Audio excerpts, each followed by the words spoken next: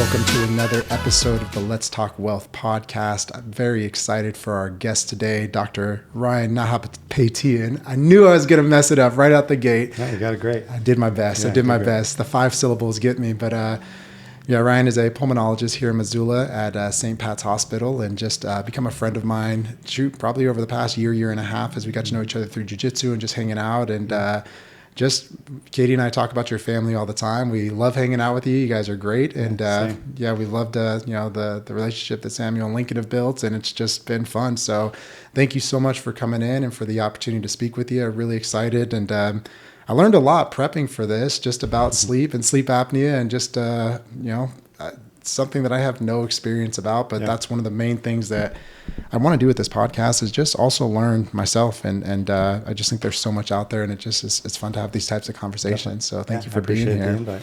Honored to be here. Yeah. So as we were talking about, the way I like to start all these is just with a question, which is, if you had one message you could share and somehow magically the whole world was going to hear this message and it was regarding something that had positively impacted you or made a major difference in your life, what would you share with people? What would that be?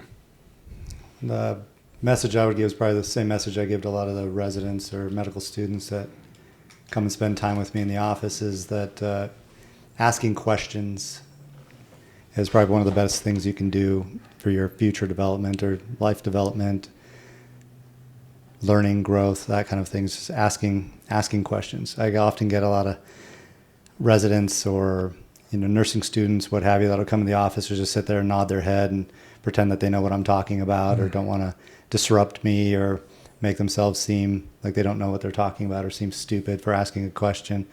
And I always tell them that there's no such thing as a stupid question, only stupid people who don't ask questions. And to be inquisitive, not taking things at face value. If you don't understand something, ask and learn. Where did you, is that something you've always had? Do you feel like you've always been inquisitive, or is it something you've learned and developed? I think so, yeah. I don't like the unknown, so to speak. I like to dig deeper into things and learn things. I tend to go down rabbit holes. A topic will come up, and I'll spend the next day, 2, 3, 4 week just diving super deep into that topic, reading all I can about it, watching videos. Nowadays we have easy access to information. Mm-hmm. And so I think it's always something that I've found myself doing, is asking a lot of questions. Yeah, as far more so now than in the past. There are certain, I can get where people come from, where they feel, they may feel embarrassed to ask a question. I've been there too, so I know what that feels like. But I think the most growth I've had career-wise or life-wise is being inquisitive. It was something, and it's something I wanted to get to, but maybe we'll get into it right at the bat. It's probably not the direction, I was thinking we'd go, straight forward. But in our talks, I can tell, like, even when we're talking off camera, you're saying a lot of what you're reading lately is apologetics and books on your faith. And, so I guess starting there, one thing I meant to ask you is just how you've maintained your faith in the field you're in. Mm-hmm. I remember I was a pre-professional biology major originally when I went to college. I originally wanted to go to dental school. And I just remember having professors, even in the 2 years of school that I did, just basically make it sound like if you were a Christian, it was like you believed in a fairy tale. Right. Did you ever experience that, or did you? Oh yeah, for sure. What was that like for you? Like a lot of people, I moved away from faith when I was younger, teenage, college years. I grew up in the church. My mom used to take us to church every Sunday. We read the Bible in Sunday school and sang all the songs and things. So I knew of Jesus, but didn't really know Jesus or God. You have a knowledge and understanding of them as an entity or as a being, but to really put all that faith into them, that came much, much later. I have one distinct memory in high school where we did this debate in biology class, and I'll never forget our biology teacher, Mr. Tiefel. I think he did end up going to seminary or went to seminary beforehand, but he was our biology teacher, and he had this debate in class about creation versus evolution. And I was on the side of the evolution side because I wanted to stick it to my friend Carol, who was on the other side and talking about creationism. and reading about it, the more I read about it, I was trying to make myself believe it. And even studying it, I knew that the whole theory of just nothing creating everything and this magical explosion creating the entire universe didn't make sense, but I wanted to believe it because that's what society and culture tells us, is that, like you mentioned, if you believe in God, you believe in a fairy tale. Well, I think the same thing is true about the whole Big Bang theory. That's just a different fairy tale you're telling yourself. Yeah. It's a magical explosion, right? Have you ever read Frank Turek's book, I Don't Have Enough Faith to Be an Atheist? Yeah. That's I haven't read the entire book, but I'm familiar with the book and have seen excerpts from it. Yeah, Frank Turek's. So that's really now where I'm kind of getting into looking more on the science side of things. But as a teenager in college, you take all the evolutionary biology classes and all these things, and they just kind of ingrain in you that creationism doesn't make any sense. But the closer you look at it, it makes the most sense of anything. Well, I think that people have a hard time because they think that both science and Christianity are mutually exclusive, right, when it's just two things can be true at once. Yeah. So I feel like they can, in certain ways, go hand in hand. So a lot of scientists do believe in Christianity because of their work, too. Yeah, but a couple points about what you mentioned about, in the field that I'm in and having faith. I was doing some reading about this a while ago. Actually, it came into mind. I'm like, I wonder how many physicians actually have a belief system, whether that's Christianity or Judaism, and it's surprisingly higher than the average population. Really? Yeah, I think it's somewhere in the order of 3/4 of physicians as a whole have some belief in a creator, whether that's God or Allah or whatever you want to say, but about 3/4 of physicians. It's more common in internists, so where I come from, the internal medicine side of things, and the doctors who believe the least in God are psychiatrists, which I find kind of interesting. But it's the proportion is a little bit higher than the general population. I wonder why the psychiatrists I wonder what do you think there? I mean, do you think that's a lot of it just, I feel like with psychiatrists, it's not always linear. It's kind of as much art as it is science sometimes, just in the way that they're looking at things. And there's so many different schools of thought where it's not as like other medicine. A lot of times, at least I'd like to think that it's like more, hey, 2 + 2 = 4, versus when you're dealing with people's minds and their thoughts and how they're perceiving the world, What do you think? Why do you think that is? I think it has a little bit to do with what psychiatrists do. They spend a lot of time between the ears in thoughts and feelings, which is, I think, antithetical to Christianity. It's like you're thinking too much about yourself, looking inward as opposed to focusing on the outside, focusing on God. Yeah, I think is where that might come from. I'm not a psychiatrist, so I don't really know, but just my opinion about it, I think, is that the way that they interact with their patients is more about focusing about what you can do, your works, and your feelings and your thoughts and your heart, and following what you believe and those kinds of things, as opposed to saying, I'm a fallible individual, I'm a broken individual, I can't fix myself. No matter what I do, I'm not going to be able to fix myself.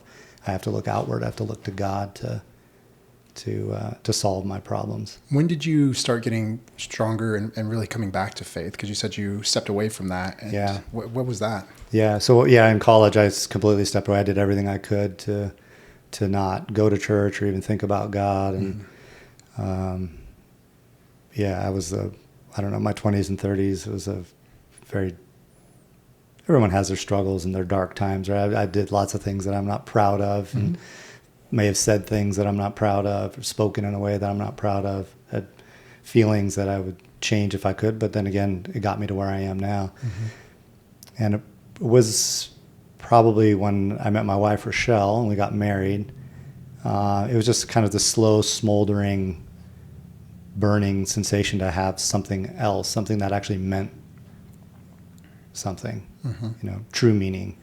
Was she the one who was more involved with her faith, or is it like something you guys did together as a household? I think we kind of, she was the same way. I think she was a little bit more close with God than I was. I think she had more of that faith in her, so I think her faith kind of rubbed off on me, and I grew more because of her.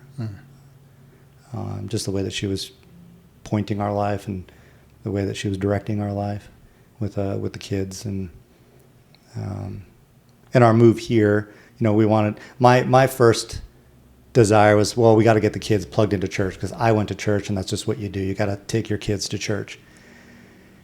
And there was another interview, you mentioned Frank Trico. I don't know if it was him or somebody else that said, well, if there's something there for them, there's probably something there for you too. Yeah, that's true. And so that's when I started growing a bit more. And it was like I said, it was a slower smolder for me over the last, how long we've been here? 10 years now. Or just day by day. I think my faith gets a little bit stronger each day. Yeah, I didn't have like the, frying pan to the back of the head or light bulb epiphany like some people do. Well, I think that's good too, though, because it's like you have like a really strong foundation. Sometimes I feel like if people have like the frying pan to the head moment, it's just as easy to get out of it sometimes too. True. Yeah. Yeah. And that's what you do see a lot of that. I mean, it's even just the parable of like the seeds, it's like, hey, some's going to fall on good ground, some's going to fall and sprout up quickly and then get pulled up real quick. And so, and it's interesting with how faith works and the world we live in today, because I think, you were talking about how, even just with psychiatrists and like it being inward and looking at ourselves. And there's parts of that that are obviously important. It's important to know who you are, but I think it's also something that, in our society as like, the Western world, that we do that so much sometimes. And we think that, we are the center of the universe and that we are what matters most. And I think it creates a lot of problems, and a lot of the issues that we see is because of people trying to be something that they're just really never were meant to be, try to be being a God amongst themselves almost, it's just kind of gotten to this weird spot where I think it leads to a lot of just the things you see online sometimes, just like the things people say, the things people think, and even the way that people treat each other. You're just like, oh man, where did we get all this from? So how did it, with your faith, because like, and I don't know, I'm just kind of guessing, but with your line of work, because you do a couple different things. So you're helping people with sleep apnea is one of the main things, if I understand, but then you also do like intensive care stuff as well. Is that correct? Right. Yeah. So my official training, I'm an internist, so internal medicine. So we look at the organ systems and things of the body. And from internal medicine, I specialized in pulmonary medicine, so lungs, focusing mainly on the lungs. And along those lines, also trained in sleep medicine, so things like insomnia. You mentioned sleep apnea. And then also in critical care, which is like the intensive care unit, so ventilated patients, really sick patients. So multiple subspecialties within the realm of internal medicine. So yeah, a lot of different. They all kind of go hand in hand. Obviously, the lungs are important. Sleep apnea relates to the lungs, and the intensive care unit when people are on ventilators, that's obviously oxygenating and breathing for patients. So they kind of all go hand in hand.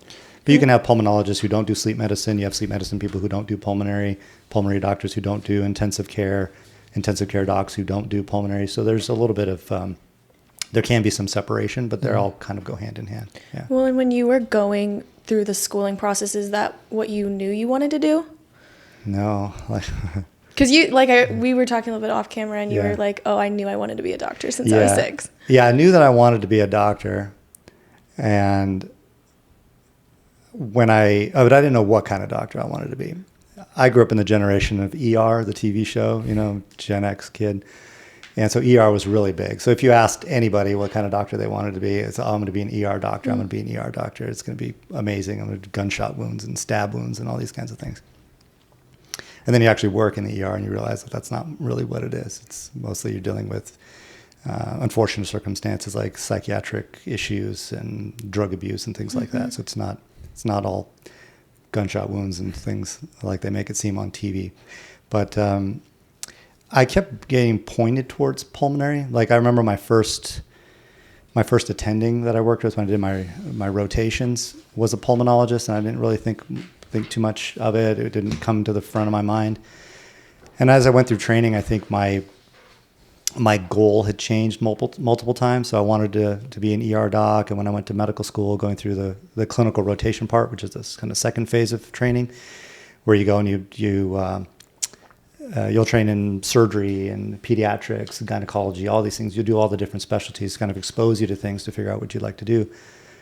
And when I started doing residency, when I finished medical school, I thought I wanted to do radiology. I thought radiology would be really cool. Sit in a dark room and look at pictures all day long, and look at nodules or brain tumors or whatever. I thought radiology would be interesting. And when it came time to picking a specialty, radiology was like really competitive. And I guess this is like a big story, a very convoluted story, but I went to school overseas. So when I graduated college, I worked for several years after college. So I didn't go straight from college to medical school. And a lot of U.S. medical schools don't like that. They like to see a linear progression in your training. So anyway, I went to school overseas in a Caribbean island called Grenada. Loved it. Great experience. Had the opportunity to go to multiple states and multiple hospitals to do my rotations. And so when I applied for radiology, because when I was finished with medical school, I thought I was going to be a radiologist, I found that was very difficult to get coming from my school with my scores and grades. I wasn't like a 4.0 student with 99th percentile scores on my test. And so I didn't get a radiology training residency. And so I kind of fell into internal medicine, or Providence brought me to internal medicine. And I did internal medicine training. And while I was doing that training, you got to decide, are you going to be a general internist, a general practitioner, for example, or a hospitalist just doing general hospital medicine, or do you want to specialize? And at that time, I thought I was going to be a cardiologist because, I had a attending who was a cardiology doctor, and obviously that's really cool. It's the sleek, sexy doctor. It's super sexy, right? Yeah. You get to do all the neat procedures and put stents in people's hearts. And when people think about, doctors, like the cardiologist is like sitting on the top of the mountain. That's not only brain surgeons above, right? Or brain surgeons above that's that, it, right? Exactly. Everybody else is on the, the foothills of the mountain. So I interviewed for a few fellowship positions in cardiology and, didn't get hired. And I was finishing up my residency training. I was in my third year of residency, rotating in the ICU, and my mentor, Dr. Parthasarathy, Sai Parthasarathy, he happened to have been rotating. He was the attending in the ICU at that time. And I remember he kind of pulled me aside and said, well, what's your plan after you graduate? And I'm like, well, I don't know. I don't have a plan. Maybe take some time off or do this or do that. I had no idea what I was going to do. And then he asked me, did you ever think about sleep medicine? Because he was starting a sleep medicine program at the university. And I said, no, I'd never really considered it, never really thought about it. So he told me to, go home, think about it, read up a little bit about sleep medicine, and let me know if you'd like to apply. And so I went home and I looked at sleep medicine, and it kind of fascinated me a little bit. I never thought, you think about sleep kind of ethereally, you think of it, do we kind of take it for granted? Do we just take sleep for granted? And the more I read up on sleep and, insomnia being one of the major complaints that people complain of, one of the biggest problems that people complain of is insomnia. It's almost a universal problem that people deal with, and sleep apnea and relating to chronic medical conditions like diabetes and strokes and heart rhythm problems. I was like, this is really cool. I think I might want to do this. So I talked to Sai and I said, yeah, I think I'm game for it. And so I applied, went through the the normal interview process, and he gave me the job. Thankfully, graciously gave me the job, and I was the first sleep medicine fellow in the state of Arizona. So I still have that going for me. And then he built a program. Now it's an amazing program that he built. And so from sleep medicine, he told me, he's like, you shouldn't just do sleep. You should really get into pulmonary. And so I think he pushed for me a little bit, and I got the pulmonary fellowship. And you do critical care as a part of that as well. And so I think it's just where I was meant to be. It just, the way in which I got there, I think was meant to happen too. The circuitous route that I took to get to where I am. But, throughout my training, I'd always met pulmonologists. Pulmonologists had always been, either my mentor at the time or an attending I was working with, or the one that stood out the most to me. And so I think I was always meant to do it. And it's just, that's kind of how I got to where I am. And a long convoluted. No, that's great. Honestly, that's perfect because, so this is, I jokingly say, like, if I could have like a superpower, I would just never get tired. That would be my superpower. I would never have to sleep and I would never get tired, because you think about, like, I don't need everything else, but it's like, man, if I could get those 6.5 to 7 hours back every night, because it's, you spend a third of your life asleep. Yeah.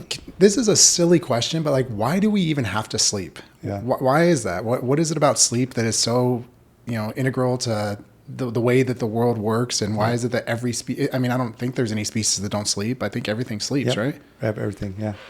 So our brain is constantly active. Just like your heart's always beating, your lungs are always breathing, your kidneys are always filtering blood, your liver's always cleansing things from your intestines. So our body systems are always operating, Mm-hmm. and our brain is the center of that. It's it's the computer of the body, right? Mm-hmm. And it's constantly working. And just like a computer, if it's constantly working and you're constantly giving it inputs, and you're not closing web pages or closing applications or emptying out the trash, it starts to slow down. And the systems start to fail, things start getting laggy or buggy or whatever. Our brain is the exact same way. Mm-hmm. And so when we sleep, it allows our brain to have a period of rest where it's not receiving so many inputs from the external environment, things that we're seeing, things that we're hearing, things that we're smelling, things that we're feeling. It allows the brain to kind of take a step back, slow down, and take care of itself. And sleep is very active. Maybe 100 years ago or so, maybe longer than that, we used to think that you died when you went to sleep. They thought it was a temporary death.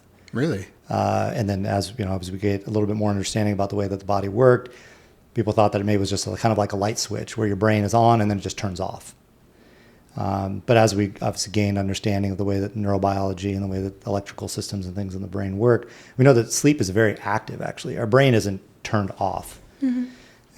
It goes through various stages of input and output. And there are systems without getting too technical, there's like systems in the brain that allow it to detoxify itself. So there's channels in the brain that when we sleep during certain stages of sleep, those channels will dilate, and that allows the brain to flush all of the waste products back into the bloodstream. Mm-hmm. We make our memories, our brain goes through a filing system. So of all the inputs that we've had today, it gets rid of all the things that are not necessary for memory. It isolates those core memories and puts them into certain filing categories and things. So the brain needs that time to do its real job of taking care of itself, to take care of the other systems. The way I describe it to patients, it's like that mother. It's like your mother taking care of like a house full of kids. You got 5 kids running around, and she's constantly chasing them, having to feed them, changing diapers, vacuuming, cleaning, trying to do the dishes. And if she's interrupted by, a toddler pulling on her apron, mom, she can't get the dishes done or she can't get the laundry done. And so sleep is that time when the kids are in bed and mom or dad can sit there and say, okay, now we can clean the house. We can vacuum up the floor. We can take care of the dishes. We can clean up all the toys. We can do all this stuff, this housekeeping mm-hmm. work when, all the kids are put to bed and the house is quiet. But if, you're constantly being interrupted, pulling on your blouse, or, hey, dad, hey, mom, hey, dad, you're interrupted and you can't do your job, or you can't do the things you need to do in order to keep the house clean. What is it that, so when we sleep, because I sleep like a rock, mm-hmm. I literally, but I also, my secret to getting great sleep is that I work and I don't sleep enough probably. I sleep most nights about 6.5 hours. But then whenever I'm tired, I'll sleep. If I'm tired and I need to sleep, I will. But Monday through Friday, no matter what, I wake up at 5:15. So even if I go to bed at 11:30, I wake up at 5:15. It's just, I'm going to do this. But what is it how come sometimes it takes people so long to fall asleep? Because Katie, my wife, she'll lay in bed sometimes and she gets frustrated at me. She's like, you literally put your head on the pillow and you're mm-hmm. out. And mm-hmm. she's like, and I'm laying here for the next 30 minutes to, 45 minutes sometimes. I'm just awake. And I kind of joking, I'm like, well, that's because I wake up so early. So I'm exhausted by the time, I've done everything I have to do. I've planned my next day, so I have nothing I'm thinking about. And I used to go through I would think about things, or what if this happened? And now it is a conscious thought where I'm like, nope, I'm not thinking about anything anymore. It's time to sleep. And then I'm like, okay. And I just focus on taking a few deep breaths, and then I'm done and I'm out. But why does it take some people so long to fall asleep? What is that? a lot of reasons why. I would say, to make a gross generalization, women tend to have a harder time with falling asleep and staying asleep. I think it's women are they're more sensitive, they're more thoughtful, they tend to ruminate on things a bit more on average than men. But also women have to be lighter sleepers, air quotes, lighter sleepers, because they're raising children. And if you have a baby crying in the middle of the night, you need to be able to wake up to feed the baby. So the way some that of that Katie is wakes up. Sorry, I have to interrupt you because she'll wake up and be like, we have a new puppy. She's like, she'll wake up.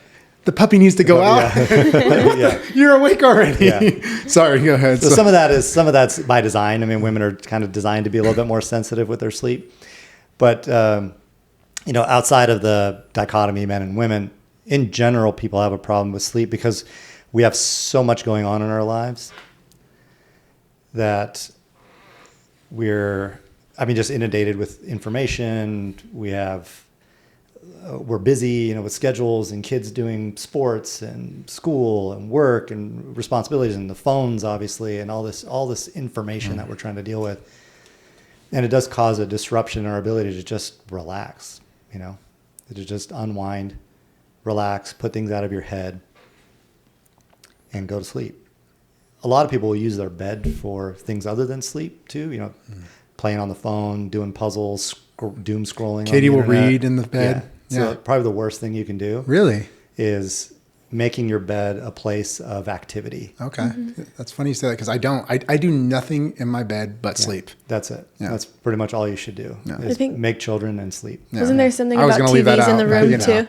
I'm sorry. Wasn't there something about TVs in the bedroom Yes. too, Yeah, where there's that's all a huge sorts of- issue? Yeah, there are a lot of things that we talk about. Globally, we call it sleep hygiene. So the things that you do to establish a good routine for bedtime. So, making sure that your room is dark and quiet and cool, that your bed is comfortable, you don't have any distractions, no blinking lights, no radio going on in the background, making sure that you have a consistent schedule. So, waking up at 5 o'clock in the morning or 6 o'clock or whenever, but just keeping a consistent schedule regardless of when you go to sleep. Like you were saying, no matter what time you go to bed, you're up at 5. Because our bodies need habit, our brain especially strives on habit and consistency. Haphazard sleep schedule is probably one thing that is a detriment to sleep, especially in like younger kids. They'll have to wake up to go to school during the week, so their bedtime during the week is really early. They get up really early, but then they sleep in on the weekends and stay up super late on the weekends, and that just throws a monkey wrench in the schedule, and you lose that habit and you lose that consistency. So there's a lot of reasons why people have trouble sleeping. Room environment is one of them, but the main thing, especially nowadays, I think, is just all the electronics and the fluorescent lights and the LED lights and things we have in our bedrooms, and the scrolling on the phone. The first thing you do, you wake up in the morning, you stare at your phone. The last thing you do before you go to bed is stare at your phone. Yeah. And then your bed becomes a place of activity. So your body will get used to, okay, I'm in bed. This is where I'm supposed to read. This is where I'm supposed to look at pictures. This is where I'm supposed to worry about my taxes. This is where I'm supposed to worry about whatever, all the activities I have for tomorrow, all my job responsibilities. And then so you lay there in bed and that's all you can focus on are those activities and not sleeping. And then some patients that I have, they'll say, yeah, I sleep great in my recliner. It's like, well, yeah, because your bed is now your office, and your recliner is where you're supposed to sleep. So the correcting those sleep habits is probably the hardest thing to do, because they can kind of perpetuate themselves. It's like almost a self-perpetuating problem where you have this trouble falling asleep, and then you start hyper-fixating on your sleep. You start focusing on your sleep. You start ruminating, okay, well, here we go again. There's going to be another night where I'm going to be up until 3 a.m. And then so it just perpetuates itself. You just start getting into your head about your sleep, and then invariably you'll go see a doctor and they'll just throw drugs at you, and then you get hooked on drugs, sedating medications, and then it takes more and more and more. And I'm so curious too. Sorry, I didn't mean to interrupt. Please, go ahead. I'm so curious too how you feel about sleep medication. Yeah, I don't prescribe them. Really? I've never in my life prescribed them. Yeah. Really? So Very, very, You don't very think that there's an rare appropriate instances. situation where? No. Interesting. Well, let's back up on that, because Yeah. that's a pretty. That's bold statement. A bold statement. Yeah. Bold strategy, Cotton. That's a bold strategy. So And I wanted to get into that as well too, because I'm very curious on your thoughts, because in talking with you just outside of, just in our lives, I can tell that you are very much like, it seems like you take the approach that a lot of the problems that people experience are almost like self-inflicted, bad diet, bad habits, bad stuff like that. And so when you're looking at sleep, what it is about the sleep medication that has kind of caused you to take that approach where you're like, you know what, I'm not gonna prescribe these. Yeah, just the mechanisms, the way that they work, the fact that there's not great data to show that they really do anything long term. Most of the medications that people take for sleep aren't even studied for sleep. They come out of like the psychiatry world. They're either mood stabilizers or they're antipsychotics, and they just happen to have sedating properties because of the way that they work. And so they've been abused, in my opinion, for addressing people's issue with insomnia because of those properties, because of the sedating properties. But the issue that I have with it is that there's no data to show that it improves the architecture of your sleep. So we talked about sleep not just being a light switch, but a very active process in the brain. And you throw a substance that affects that normal hormonal process, just for lack of a better word. I find that to be, I don't want to say, I don't know what I'm trying to... Maybe counterproductive? Pick my words. Counterproductive, that's a good way of putting it, yeah. You're not fixing the underlying problem is what I'm trying to get at. Mm-hmm. It's not... I don't take the approach of when a patient comes with a complaint, my first response shouldn't be a pill or a drug. And there's something underlying the issue. And not forget about sleep or medicine in general. Take that for the real world as well. There's something underlying the issue. If there's a problem that you see in life, a problem that you see in medicine, a problem you see in sleep, there's something that's behind it. And we got to get to why that's there, or what it is that's there that's driving this problem, as opposed to just trying to mask it or address with the symptom of the problem. It's dealing with the problem itself. And that gets back to my kind of inquisitive nature. So I want to try and figure out, what the issue is. But a lot of times when people come to me, it's too late. They've been on these medications for 20 years. Oof. So in some cases, or they're on, 15 medications. I just had an unfortunate, sweet young lady in the office this week who was on 18 medications. She's 30 years old. 18 medications for... Yeah. Specifically for sleep? No, not necessarily for sleep, for various issues. And how does that happen? That just seems like, we had my friend in here yesterday, Derek, who was sharing his story, and he had a catastrophic injury where he cut off his fingers, and he got prescribed, painkillers, and he went down the path that a lot of people end up on, where they gave him an unlimited amount of pills, basically unlimited refills. And he was like, he basically explained, like, he's like, I was addicted to this. I had to fight out of that. And he's like, it wasn't until, he kind of got some help with his mom and his dad, but then they went in and saw a doctor that he was seeing. And basically the doctor reviewed his history of the medication and how many refills he'd had. And he was like, you're done. There's no more of this. You're abusing it. So hearing that, though, he kind of had to initiate that. How is it that happens? How is it that someone ends up on 18 medications and no one says, wait a second, let's pump the brakes a little and maybe let's take a few steps back and figure out why this is happening? Like what's going on with the medical system that causes that to happen? I think there's a multitude of reasons. I think there's one particular one. Real quick before you answer, can you just adjust this maybe a little bit? Perfect. There you are. Thank you, sir. I think it's kind of somewhat insidious in a lot of cases. I don't think doctors enter into practice to think that, I want to get my patients on as many pills as possible. I think doctors want to genuinely help people. Mm-hmm.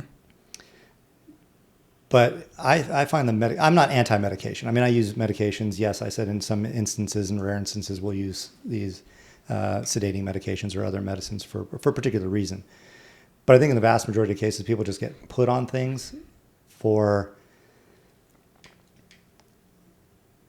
one of the reasons, I think, is the advertising of pills.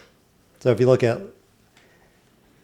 drugs being marketed to people, I think medications and debt are the two most marketed things to the world, or not to the world, to the country, to citizens of the country. The things that they see most on television nowadays are radio broadcasts, magazines, or drugs. Open any magazine, there's going to be a Zepbound article or something, or an advertisement. So I think people think that because they're being advertised that that's the answer to the problem. And so a lot of people will come asking for medications. Really? That's part of it, I believe. Some of it is I think the doctors don't get enough time with their patients anymore. I have the benefit of being a specialist, so I can spend almost as much time as I want with a patient. I do 30-minute visits for follow-ups. I don't always need that time, but at least I have that time. I know if I'm seeing somebody for the 5th or 6th or 7th time, that I've got at least a half an hour that me personally can spend with them. Not 30 minutes in the office, but 30 minutes with me. And if I'm seeing a new patient, an hour, and if I need even more sometimes. General doctors, general internists, your family medicine doctor, your primary care doctor, they don't get that. They don't get that time. You're lucky if you get 5 minutes with them in the room. And some of that comes from the reimbursement, the way that doctors are paid. It's almost like a revenue generation. Like you have to do an X number of this type of visit in order to get this type of reimbursement. And a lot of the things that we do in the office are driven by insurance. So even if it doesn't pertain, like for me, for example, even if the questions that they're being asked doesn't pertain to medicine, we still have to sleep medicine or pulmonary, we still have to ask it. Are you wearing your seatbelt? Are you making sure you wear sunscreen? Do you have guns at home? Are they locked up? Do you feel safe? Do you have enough food? Those are important questions to ask. But when they're required every single time you see an individual, it gets in the way of the whole reason why they're there. And if you ask, I think if you ask patients what's the biggest problem you have with your doctors, they just don't spend time. You see the nurse, you come in, you get checked in, they do your vital signs, they ask you the 5,000 questions, they go through your medications for the 50th time. And then they say, okay, the doctor will be in to see you in a minute. And then the doctor comes in, oh, how's everything going? Good. Your medication's good. Okay, here are your refills. All right, see you later. And then it really get to the whole reason why someone's there. Yeah. And then if you do have the time to tell your doctor, well, I'm having a hard time sleeping. I just got this new job. I'm struggling a little bit. I'm worried about, my performance at work, whatever. And I say, okay, here, just take this. And then it just gets refilled and refilled and refilled because the medicines do work. I mean, totally. Alcohol works too, right? You can do the same thing with a fifth of vodka. So they do the job they're intended to do for that purpose, but it doesn't mean that it's the best solution for the patients. I think those are some of the reasons why. And then the other reason why people get perpetuated in these medicines is that they see 15 different doctors. One of the main problems with medicine, one of the benefits of medicine, and one of the main problems with medicine at the same time, two sides of the same coin, is that we've become hyper specialized. Gone are the days of the old country doctor that, could birth your calf and, pull your tooth and take out your appendix. They don't have those doctors anymore. Everyone's so specialized.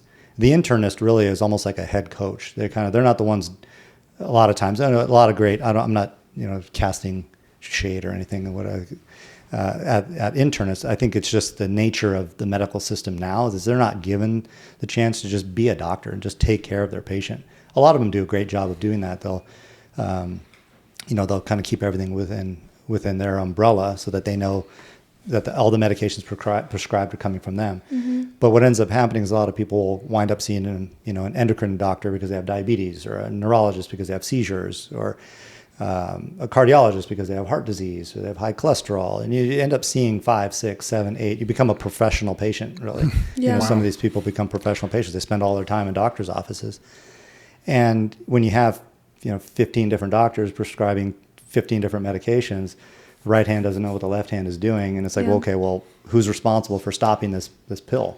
Well, Oh, go ahead, sorry. Joe. So that's part of it as well. So I think there's a number of reasons why people end up on so many medications, and there's not a really clear answer as to what we can do about it, other than slowly strip them away. But I think those are some of the reasons why it happens. This is something that I've noticed, and I obviously don't know if it's true, but I feel like when you go into the doctor's office, and like you said, there's specialists in every area. So if I go into a dermatologist and they're prescribing spironolactone, or another acne medication which can make you sensitive to the sun or cause depression, literally anything. And then you're like, oh shit, like now this is going on. It's like when you're putting a Band-Aid on things, it almost causes bleeding in other areas. Yeah.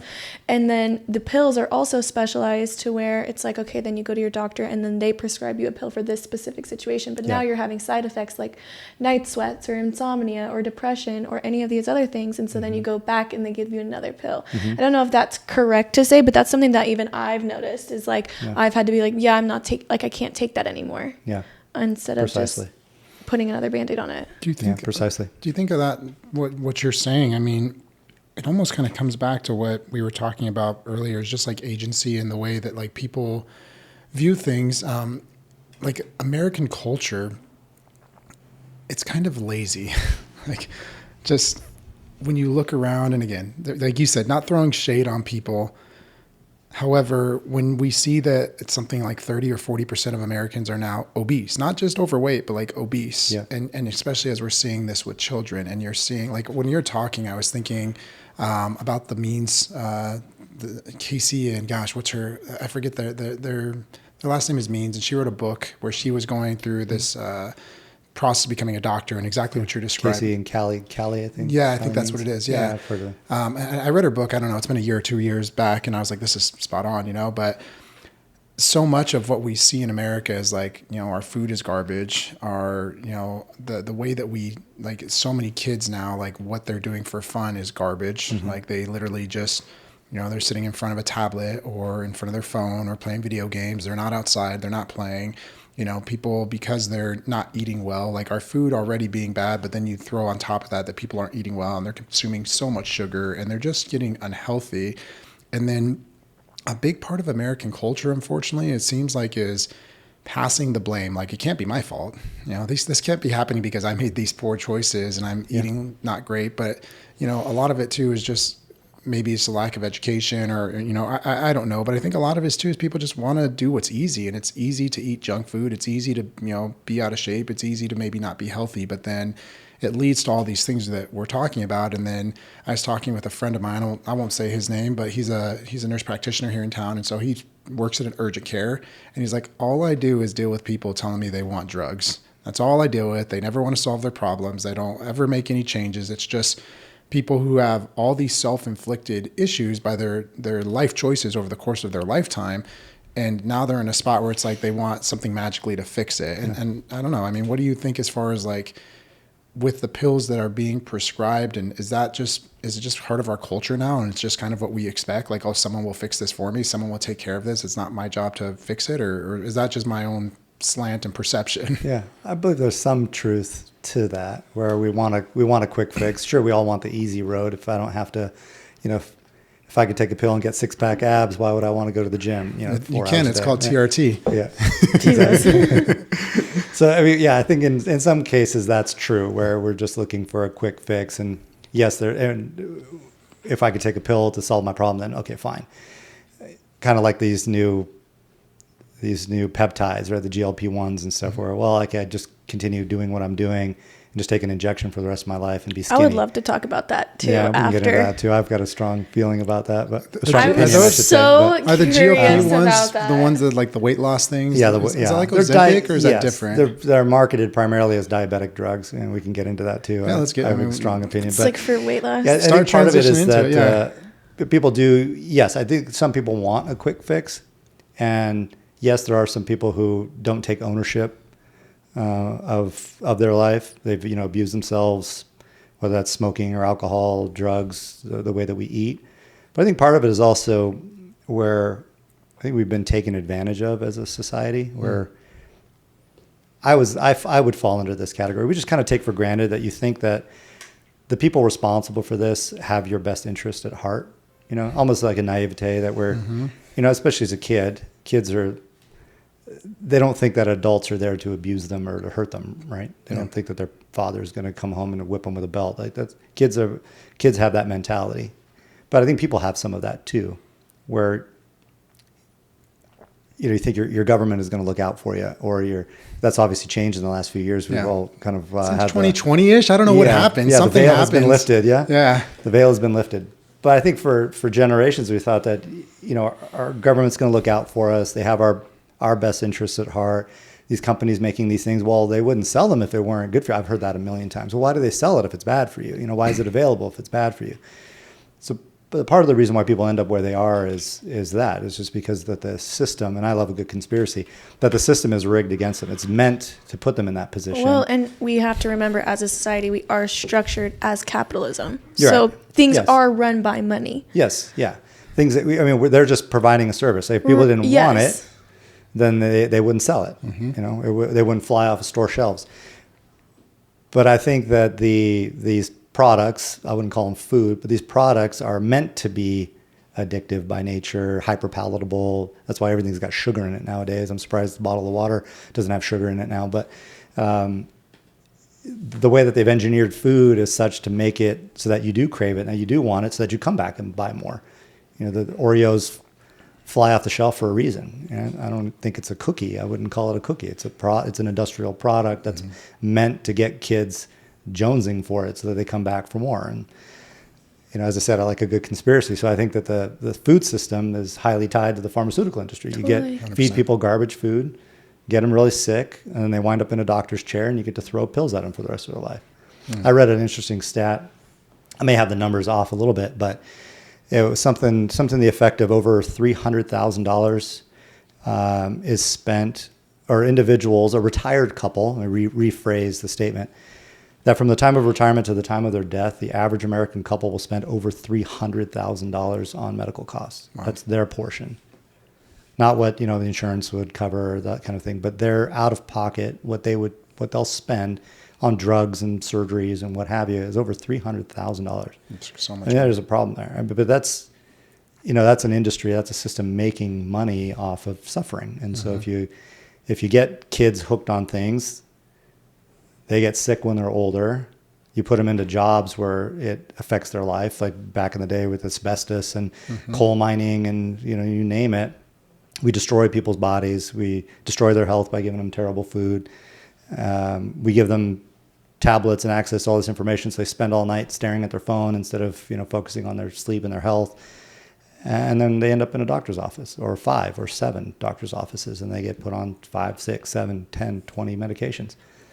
And then just get to milk people dry. So that's my thought on the whole thing. It seems like a cycle too that people get caught in. Like when you were talking about the young lady earlier, it's like over the course of her life, you've ended up on all these different medications. And I think too, like more people are waking up to that though. And it is such a weird system because I am a diehard capitalist. I believe in it. I think it's awesome. However, that doesn't mean crony capitalism works. Like that doesn't mean I'm okay with that. And what I see with what you just described is kind of the issues in America, if there is it, it's like exactly that. Like we get people hooked on this garbage food and we encourage bad habits and we give people, like you said, these phones to where they're just everything about, it just encourages laziness and just there's nothing hard, and then people end up in a spot where they are on drugs for their entire life. And this is not taking away from anyone, it is what it is. And there's definitely times where people need some type of intervention and some type of medication. Yeah. I'm not saying that that's not the case.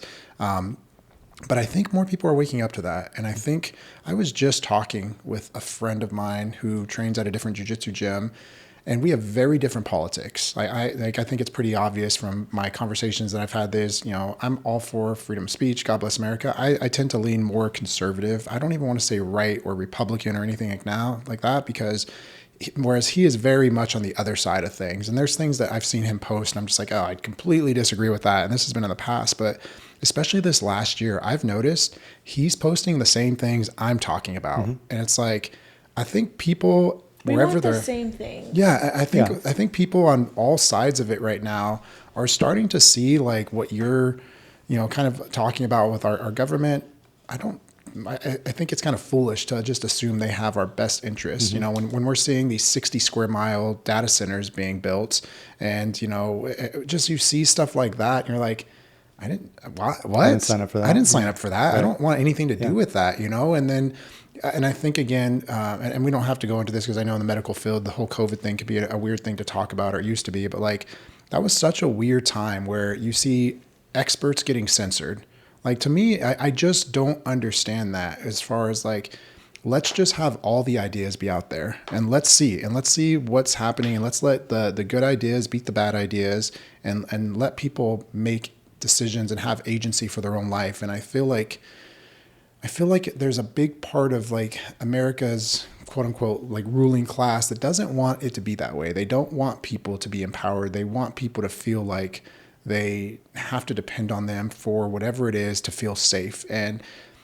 But then you see a lot of people who like that too. There are some people who are just would rather give away some freedom for the stability, you know. And it's just, I'm curious to see the direction that America goes, because it's like these two different thought processes of like, hey, I would rather be on the other end. I would rather have freedom through and through. And if that means my life sucks a little bit or it doesn't work out, all right, that's okay. But you know, it's just, it is weird when we're kind of in the spot we're at, where it's like, it just kind of leads to this whole thing with the medications we're on. And as a transition point of going into these GLPs, I'm not very familiar with these. Like, I'm not super on social media. I other than what I post for work, you know, Katie was like giving me a hard time. She's like, how do you not know about this? But I have another gal I've been talking to who, you know, potential client, but she was talking to me about like an invention she built for people who have to go through these surgeries. And sometimes because of the massive weight loss, they have to have like these stomach surgeries to like remove excess skin and stuff like that. And so she like built something that helped with that. But what's going on with these medicines? What are they doing, and why are they so controversial? But if they're so controversial, why are people using them so much? Well, because they do work, and they do have their place. I mean, I could say that they're garbage medications, or they're useless. I mean, they do have their they do have their, because you said role. they're marketed as for diabetic. That's where they are historically used for diabetes, but now they're being marketed as weight loss drugs. But to kind of take two steps back, I think you mentioned something interesting about, you know, capitalism, and I agree. I think capitalism is the best economic system, but the type of capitalism we have now is where, you know, a handful of companies, like a dozen companies, own everything. You know, you have these smaller companies that come down, like Tom's of Maine or Burt's Bees or something. You think that they're making really good products. They're trying to do right by the environment, and they want to take care of people and make good products that people like. Well, yeah, that's probably how they started. But then they get just swallowed up by this massive conglomerate, this international corporation or whatever, you know, to use the terminology. And then they lose their way, and then they change the product. And when I think it's like 9 companies manufacture over 90% of the products in a supermarket, you know, wow. There's something wrong with that. So capitalism is great. I mean, you have something that I want, and I give you money for it, or I give you something else in trade for it. I think that's a great system. It's fantastic. But when what you have to offer gets hijacked by somebody else who's got deeper pockets than you, that's where the problem lies, I think. Yeah. But to move, to answer the question that you asked about the GLP-1s, I don't prescribe them. I'm not an endocrinologist. I mean, I'm sure endocrinologists have a completely different opinion than me. I just don't like the way that they're being marketed to people for weight reduction. They do work, yes, but from my reading, that they're lifelong medications, right? And they're expensive, and so these companies are banking on the fact that they're going to line their pockets over the next generations with these injections that have to be taken, and now pills. They have them in pill form now. But these injections that people have to take every month for the rest of their lives, or sometimes every week, or take it every day, depending on the medication. What happens if they stop taking it? Well, people gain the weight back, and then some. Is it just when they gain the weight back, like, is it because they haven't changed their habits? They haven't changed their habits, yeah. You don't, again, it gets to the root of, you're not fixing the underlying problem. So if someone used it to lose the weight but also change their habits, could they get off? Yeah, for sure. Okay. And that's a great instance. I have patients who are on medicines like that. But their metabolism doesn't slow down, and it doesn't internally mess with. It does, yeah. Okay. Well, how do they work? In general, they work by creating a sensation of satiety. Right. If you feel full, you don't want to eat. But then your metabolism would slow down. It doesn't necessarily slow your metabolism. What it does is it's slowing your your processing of food. It slows down the gut. And so that's how, in part, how you feel full. Because if you're not transiting food through your intestines, from your stomach, it's all broken down even further in the small intestine, obviously, and eliminated in the colon. If you're slowing that process down, you're going to feel full. And people will describe also that they feel nauseated when they're even looking at food. Like they're just not attracted to food anymore. They look at food differently. They don't have that hunger drive anymore. Makes them queasy when they eat, or if even they look at food. I've had patients describe that to me. Because part of the way that it works is what's called gastroparesis. So just meaning it doesn't paralyze the gut, but it slows down the breakdown of food. And if you're not breaking down food, you're not getting nutrition. Because you need to break down the food that you're eating in order to get the nutrients into the bloodstream for processing and muscle rebuilding or tissue repair, all that kind of stuff. So you basically go into a nutritional deficit, a calorie deficit. And if you wanted to call it something strong, strongly worded language, you could say it's like a concentration camp in a syringe, really, because you're basically just starving people. Yeah. It's kind of how they work. Obviously, gross exaggeration. But if you're not changing the underlying behavior or lifestyle, the minute that people stop taking the medication, they're still, shoving Cheetos into their face. You're not going to have long-term resolution of your weight loss. And when I talk about weight too, I'll describe it to patients like this. Weight is not the problem. You're not sick because you're fat. You're fat because you're sick. And that leads to other health problems. I don't use the word fat, obviously, nowadays, but what word do you use? Overweight or obese. I don't know. I use whatever words I want. You can say fat here. Yeah. This is a safe space. I got accused, just a side note, tangent. I got accused of fat shaming someone. I'd never heard of that before. This was a number of years ago.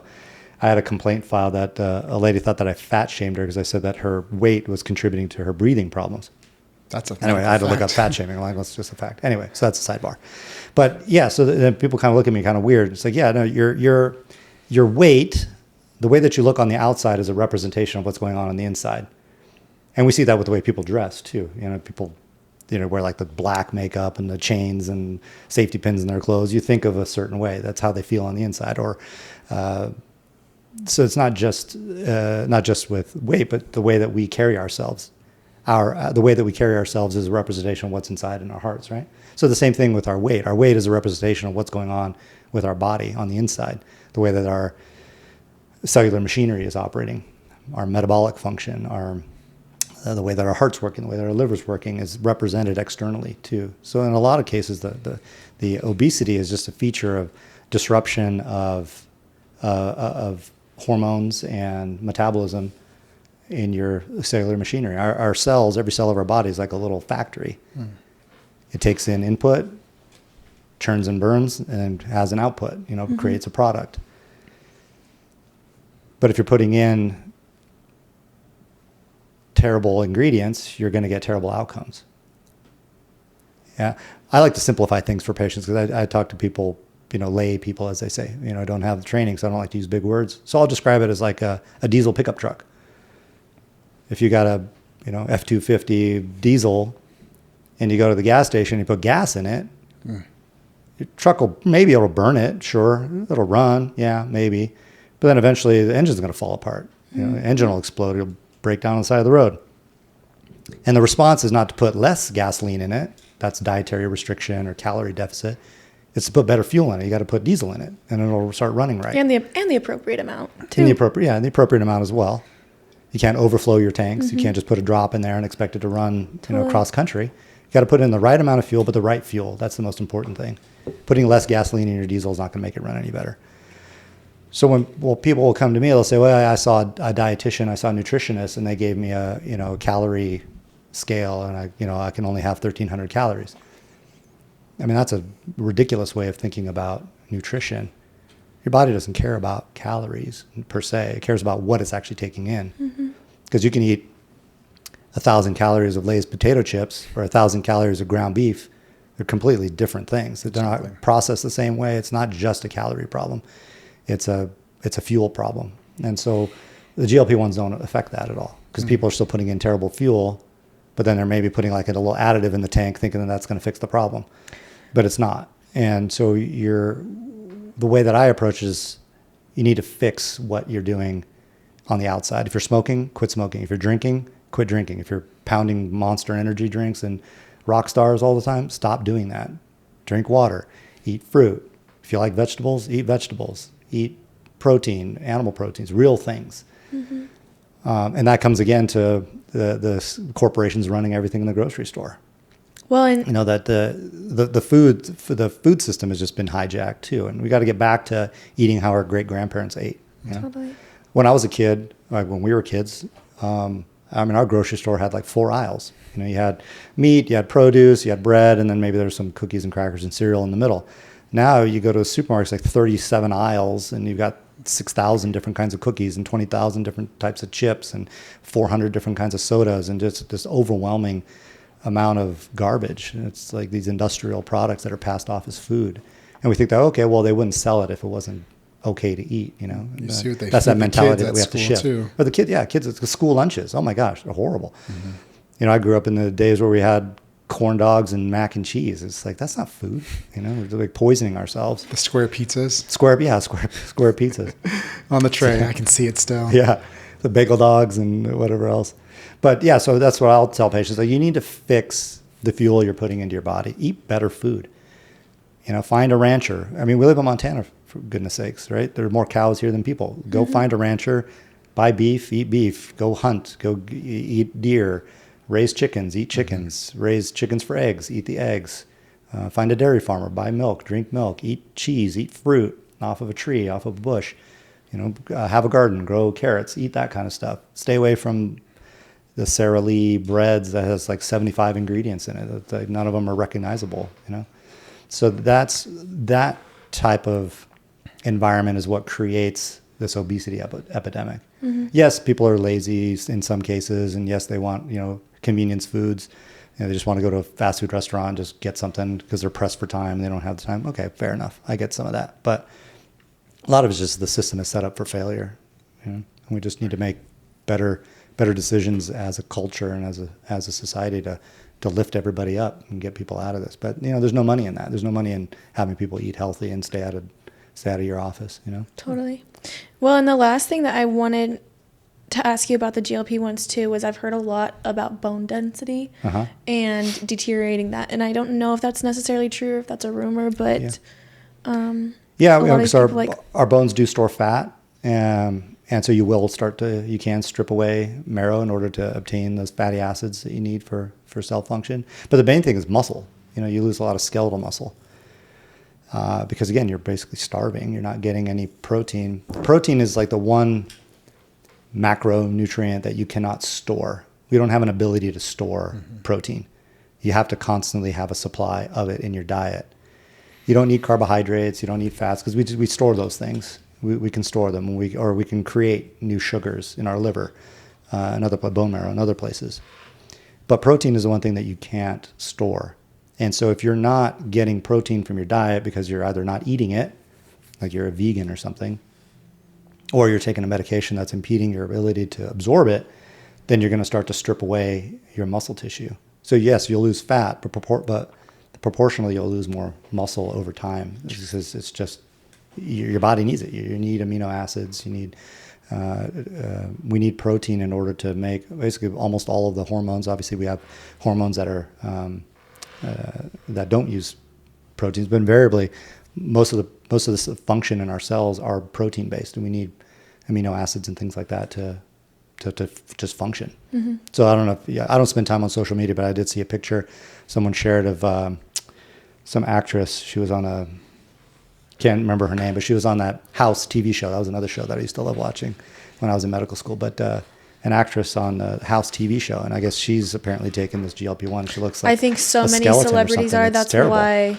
it's such a big thing now, because it was only accessible to a certain amount of people, and now it's just becoming so accessible to everybody when it shouldn't be necessarily for everybody. But we can see it when celebrities are on Ozempic because they don't look healthy. Right. Yes, they look skinny, but at the same time, I feel like you can tell the difference. I mean, Yeah, and it's but there is a place for them. So I want to say again. And sorry, but also, is it also taking away from resource? Is it also taking away from the people that do need it, like diabetics?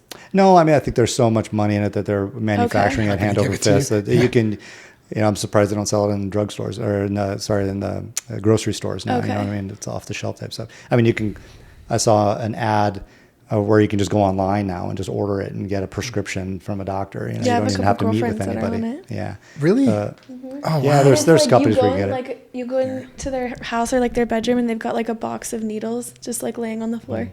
Jeez, yeah. It's like, oh. So they do have their place, and I do have patients that I see. I mean, my main goal, yes, I'm a pulmonologist, yes, I'm a sleep provider, but my focus is also not to just focus on those things and ignore everything else. It's to make sure that your body is not a collection of organs working independently of one another. I mean, we're a system. I mean, we're one of the most complex organisms, or the most complex organism on the planet. And our organs are operating in conjunction with one another. They're working hand in hand. So if you see a cardiologist, they just focus on the heart, let's say, or a pulmonologist, they just focus on the lungs, ignore everything else. You're doing harm to your patients. I mean, it's a detriment to people. And so in my practice, I focus on those things. So I'll go through patients' medication lists, and I have, a 90-year-old lady who's on blood pressure medicine. It's like, why are you on blood pressure medicine? You don't need, your blood pressure is 100. You're going to pass out and hit your head and wind up in the ER, break a hip. So my goal is to try and get people off of as many medications as possible, where possible. And so I have people that I see that are on these medications, and I'm like, okay, beyond this medication, but also here's information about how you can improve your dietary intake. And often, if they'll follow it, then they can get rid of that medicine eventually. It's like, it was a primer, it was a jump start. It just kind of got me going. It got me thinking about my health. I hear that all the time. So, I got prescribed this medication. Now, every time I stick this thing in my arm, it makes me think about my body a bit more. It's great for that reason. It seems like, I guess I just have a hard time understanding, like, why don't, so all this could just be solved if people just ate a little bit better and went to the gym? Am I getting this right? I think so. I think the vast majority of chronic illness is not something inherent to your genetics or your DNA. Yes, there are genetic abnormalities we can't fix, right? You have a gene deletion or chromosome failure or something like that, or you have a hereditary thing. Sure, okay, that's a completely separate thing. But that's not what we're seeing on a daily basis. We're seeing people with chronic illnesses that are always avoidable. Yeah, it's and so yes, like get better sleep, eat better, and exercise. It seems like all those things would be pretty. Like if someone was like, you know what, I'm going to change my life, and almost like from what you're describing, it seems pretty common sense. Like, okay, don't use your bed for anything but sleeping and making babies. All right, put your phones down before you go to bed. Have some type of routine. Wake up at the same time, so get a good amount of sleep. Pay attention to what you're eating, eat some decent foods, and work out. And, that a lot of these things seem like they just go away if people follow some simple things in their life. And I guess, what do you think it is with, why don't more people just do that? What are your thoughts? I mean, I know now we're just talking about your opinions, but like, right. Yeah, I know. It seems like I never feel like I work that hard. I feel like I work out probably 5-6 days a week. And while I'm there, but like I work out for 30 minutes. Like I give myself 30 minutes. Now, those 30 minutes, I'm after it. Whatever I'm doing, I was on the Aerodyne bike yesterday, if I'm lifting, but it's just 30 minutes and I move on with my life, but like, why don't more people just do the things that we're talking about? It seems pretty simple. Yeah. Some of the thing I feel that maybe they don't have time or they don't feel like they have time. We talked about all of the stressors that people have in their lives. They're busy with the kids and they got to get the kids to soccer practice and to school and they got to go to work. And I think I would say we are pressed for time. I mean, I find it hard to find time to exercise. I was talking with Rochelle, I'm like, hey, tonight we should go for a run tonight. Like we really should. But, when I go to work, I get up in the morning, I want to spend time with the kids. I want to spend time with the family. I want to have breakfast with them. I want to get ready for the day. Go to the office, I'm in the office and I'm working the whole time I'm there. I look outside and I see everybody else walking down the street. I'm like, oh man, I wish I could do that, but I'm busy. I got to do this, that, and the other. And then you get home and you got to have dinner and you want to spend time with the kids. So I do find that it is difficult to see that time or to secure that time for exercise. but I feel like I'm making excuses for myself when I do that, when I'm not making the time for it. It's like I could be doing that. Maybe instead of, sitting down and watching a movie for family movie night, maybe we go for a family walk night instead. And you don't have to, I tell people this all the time, and I'm guilty of this too. You don't have to go to the gym 4 hours a day and, bench press 500 pounds and squat and do all this other stuff. All you have to do is just take your dog for a walk. Mm-hmm. Yeah, that's it. It's more than you're doing now. Yeah. Right? I mean, just do more than what you're doing right now. It doesn't have to be this amazing Pilates routine or, hot yoga or whatever. Just go outside. Yeah. Go outside, go for a walk, take a stroll around the block, spend time with your family that way, maybe. And I'm guilty of that too. I'm trying to find the time to do that more. I don't exercise quite as much as I'd like to. Yeah. I feel like there was a book, I can't remember the exact title. It was something like Bodybuilder's Bible, 30-minute workouts, like something. I remember early when I was young, I was in my early 20s, and I just felt like that too. And I was like, I just got to find a way to get workouts done in 30 minutes. Mm-hmm. And I found this book, and I'm sure there's dozens of books that people could find that would do exactly this. And it helped me realize I can get a great workout at my house, even if all I have is body weight, in 30 minutes. And another thing I do throughout the day is just silly. I have a goal every day of whatever else I do 50 push-ups. And then I do probably about 25 air squats just throughout my day. In my office, I'll just be oh, no one's around, I'm going to do my push-ups real quick, because I think about when I was in the Army, there was something that at some point in time in the day, you're going to end up doing push-ups. It's just the culture, hey, do push-ups. All right, roger that. But because you're always doing it, your body's always in that mode of oh, I'm going to be doing push-ups. I'm going to be doing air squats. I'm going to be doing something on top of everything else I'm doing. I think it kind of helps just get that little bit of extra that if you do it every day, it makes a difference, Yeah. So that's something I've tried to incorporate. And again, I'm not perfect. I don't do it 7 days a week, but I probably do it 5-6 days a week. I'm, just doing extra push-ups. And I think it's good because Lincoln will walk in, he'll see me doing push-ups, or he sees me doing air squats just in my bedroom or something. He's like, what are you doing? I was like, I'm just getting my push-ups out real quick. You're modeling. Modeling behavior. So one thing I wanted to talk about with your line of work too, is with the ICU side about what you're doing. Yeah. And especially because you're dealing with ventilator patients. I mean, going back to 2020 with COVID and all that stuff, I mean, what was that time like? I mean, would that take away from what you were doing with the sleep stuff and then kind of put you where it's all hands on deck trying to figure out how do we deal with, with what was going on with COVID? What was that period of time like for you?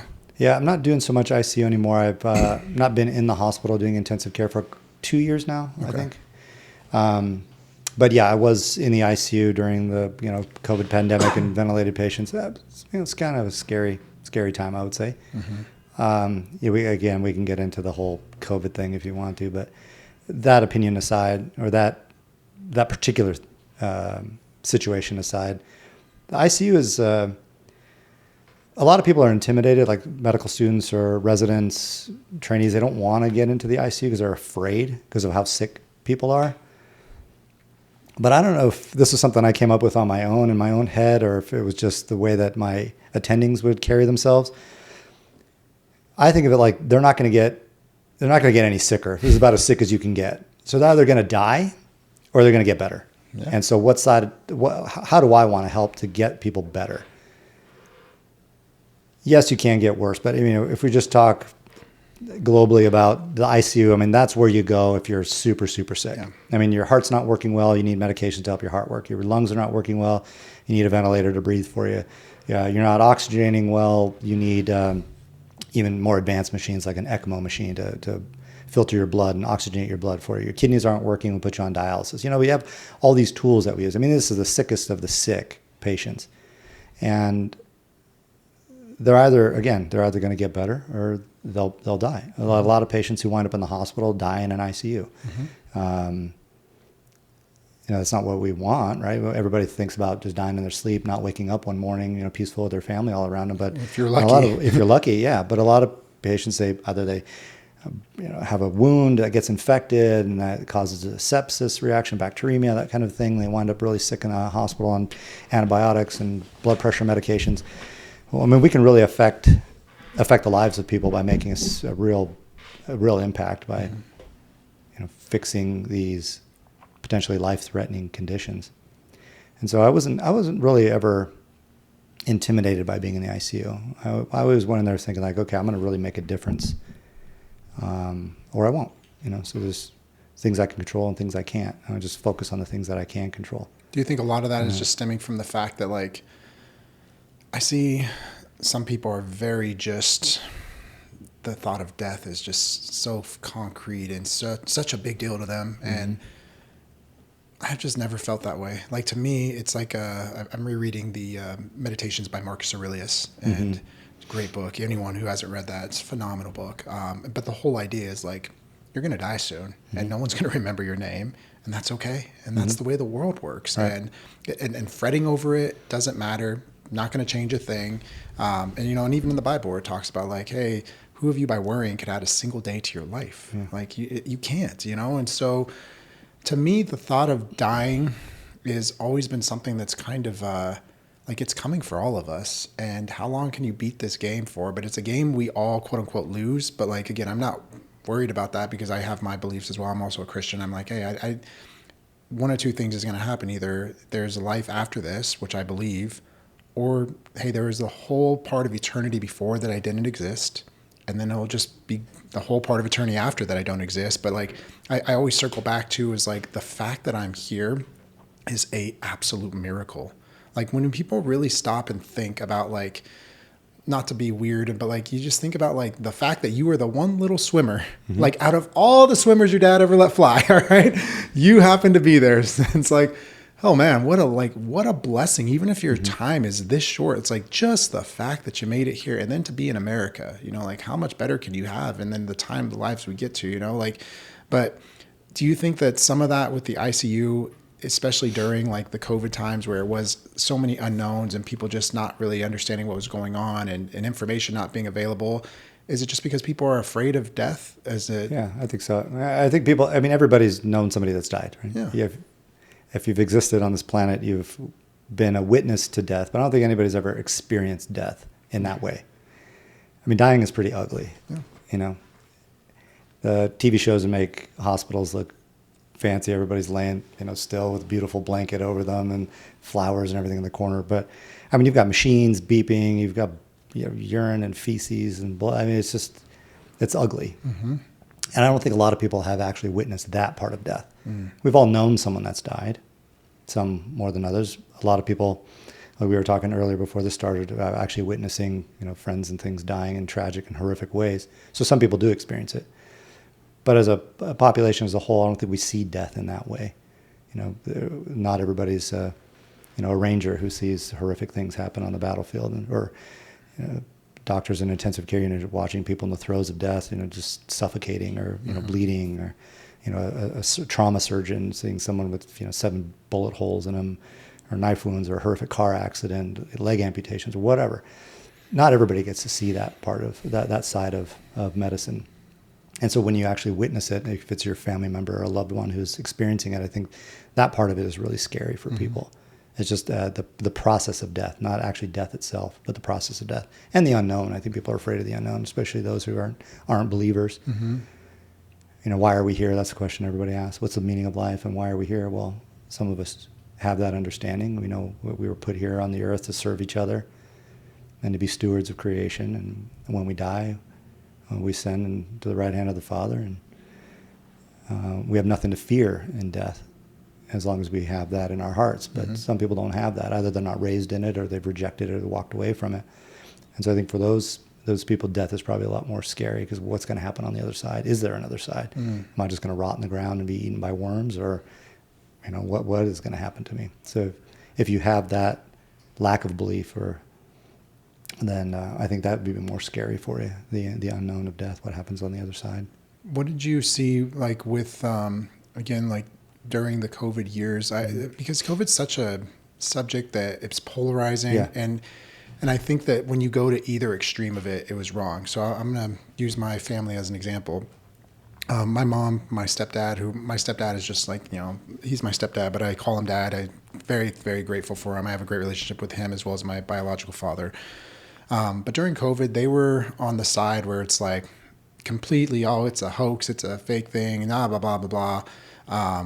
And then my stepdad got super sick. He got COVID, and he was, older. He had comorbidities. He had all the things. Mm-hmm. He would not go to the doctor. And and he got really bad. And then a good friend of mine who, again, this is the same person I was talking about earlier, so I'm still not going to say his name, but if you watch this, thank you so much. He's one of my best friends. And I was like, I need you to see him. Please, can we get him in? He's like, get him in right now. And we got him in, and he prescribed, what was it, the stuff that people were giving that they were like, oh, you can't give this out because it's like oh, the ivermectin. Ivermectin, yeah. So we got him like the COVID cocktail stuff that you weren't supposed to be prescribing. Yeah, the zinc and yes, all the other things. Yeah. And so he got this to my stepdad, and my stepdad recovered. He was fine, but my buddy pulled me aside. I was like, dude, one more day he would have died. He probably would have died. And it's just like, oh my gosh, so I'm not sitting here to like make light. I know there's so many people who lost family members. I mean, it was a real thing, of course. I'm not arguing the fact that it was real. It was real. Yeah. I think the way it was perceived to us and that was presented to us as a society was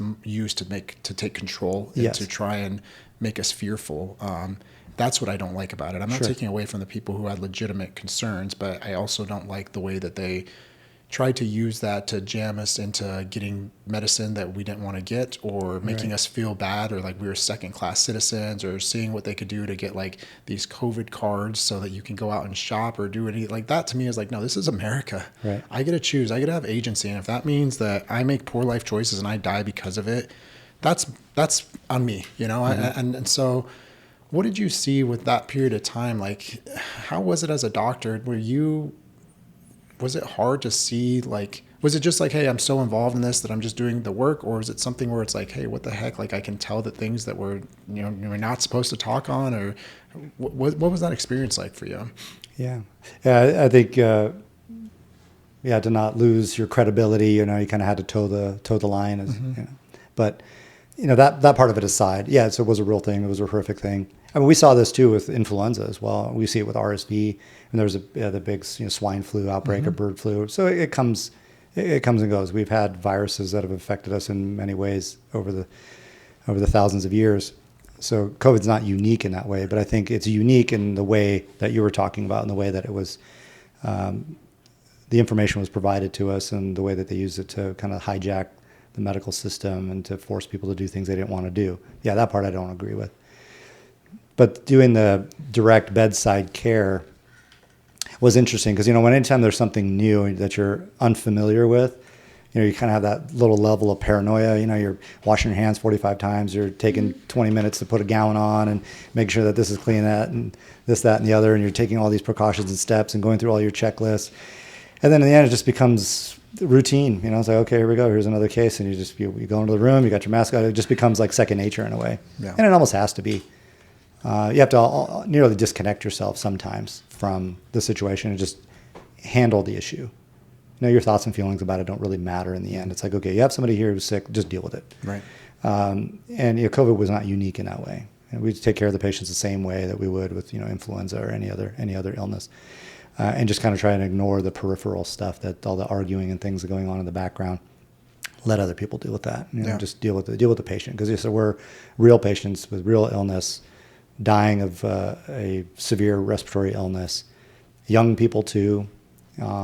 Obviously, our understanding of it now is, looking back on it, we know more about it now, obviously, the comorbidities and things like that. And even the younger patients that were dying had their comorbidities, metabolic dysfunction, a little overweight, maybe pre-diabetic, maybe a little bit of pre-hypertension, that kind of stuff. But yeah, I was... when I was in the ICU, and I had 4 patients under the age of 40 who were on ventilators, and I think 3 of them died. That kind of opened my eyes a bit, and I sat there okay, man, I'm 40. Am I going to die of this thing? It was still unknown at that time, right? Or we didn't know as much about it. And I got a little bit paranoid. Here I am, I'm in the ICU, I'm directly contacting these patients and touching them, I'm listening to them. I've got family at home, what am I going to do? I'd get home from work and I'd basically burn my clothes. In essence. I remember Rochelle talking about that, when you're in the garage. Just in the garage, they hose you down, you go straight to the bathroom, put everything right into the washer with bleach and all this other stuff. So there was even myself, I had a little bit of paranoia with it because it was new. We don't know anything. You didn't know anything about it when it first came out. But to have full ICUs, to have beds taken up, and censuses. 24, 25 patients, full ICU. Before that, I remember when I worked in the ICU, we'd have 2-3 patients in the ICU. That was it. But then when you have a full ICU of 20, 25 patients, and more than half of them are on ventilators, and you're up all night trying to take care of them, or they're decompensating or something. And yeah, it was something completely different. What was it and about you COVID mentioned about, sorry. I'm sorry, and I interrupted you, but like what was it about COVID that brought it to that point where we had, people who, you have a full ICU now, like it sounds like that's, so it's a 10X then, you're going from 2 to 3 to 20 plus, you know. What was it that made it such a devastating sickness for the people who it did affect? I think because it was so new. I mean, that particular, and there were multiple strains. It wasn't just one particular virus. And viruses are funny in that way, is that they replicate so quickly. They can alter the way that our bodies recognize them so fast. Is that even little variations in the genetics of the virus can completely affect the way that people respond to it, or the virility of it, or the how fatal it might be, or how contagious it is. I think is what made it so different and so unique. I mean, we've had coronaviruses for thousands of years, probably. I mean, we've had various influenza strains, but then there's every now and again you get that one that the body just responds to in a way. And it's not necessarily the virus itself that's causing the illness, it's our response to the virus that causes such profound illness in people. Did you elaborate on that? What do you mean by our response? Well, yes, it is the virus, because it's the virus that's causing the immune response. But when we see like the lungs getting flooded with inflammation, it's because our body is creating such an enormous immune response to it. That's where the dominoes start falling. Like the virus gets in, it hijacks your cell replication, it hijacks your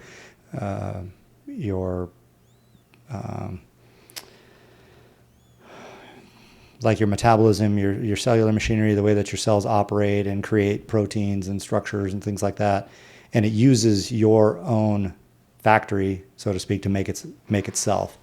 And so by stealing your body's ability to take care of itself and to manufacture these viruses is where you get this illness from. And then your immune response to it.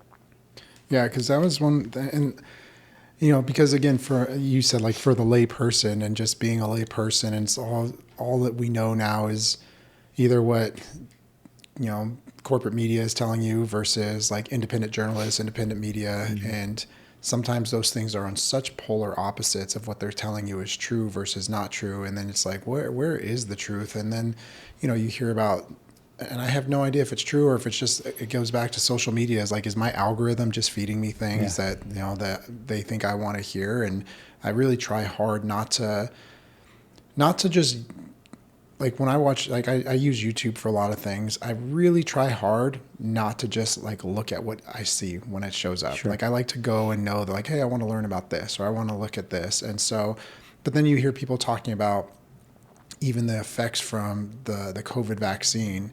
And it's like on one side, people over here are saying like, oh, it's totally fine. Everything's fine and dandy. And then on the other side, people are like, oh, it's the end of the world. And anyone who took it is going to die an early death. Like, what? And it's just as a layperson, not even knowing where to look for what's true. Like, what would you suggest for people as they're trying to do their own research to learn these things? Because it's really confusing for people who are not medical professionals, and we're supposed to have these people we can trust. But like we talked about earlier, when it's a business, how do we go about that? And like, how would you suggest people do their own research without getting confirmation bias? Yeah, I think it's hard. I do too. I think it gets back to our prior statement or question about questioning everything, not taking anything at face value. I think it's hard, even the medical field, as a medical professional with the databases and things that I have at my disposal. I think it's hard. You get conflicting information all the time. So I don't think there's a good answer. It's really, really tough. Yeah. But yes, you will get into an echo chamber. You'll hear what you want to hear, or you'll believe what you want to believe in some instances. Yeah, you can be swayed by things that you hear, but I feel like if you go into something with a bias, then it'll just kind of feed your bias. Mm-hmm.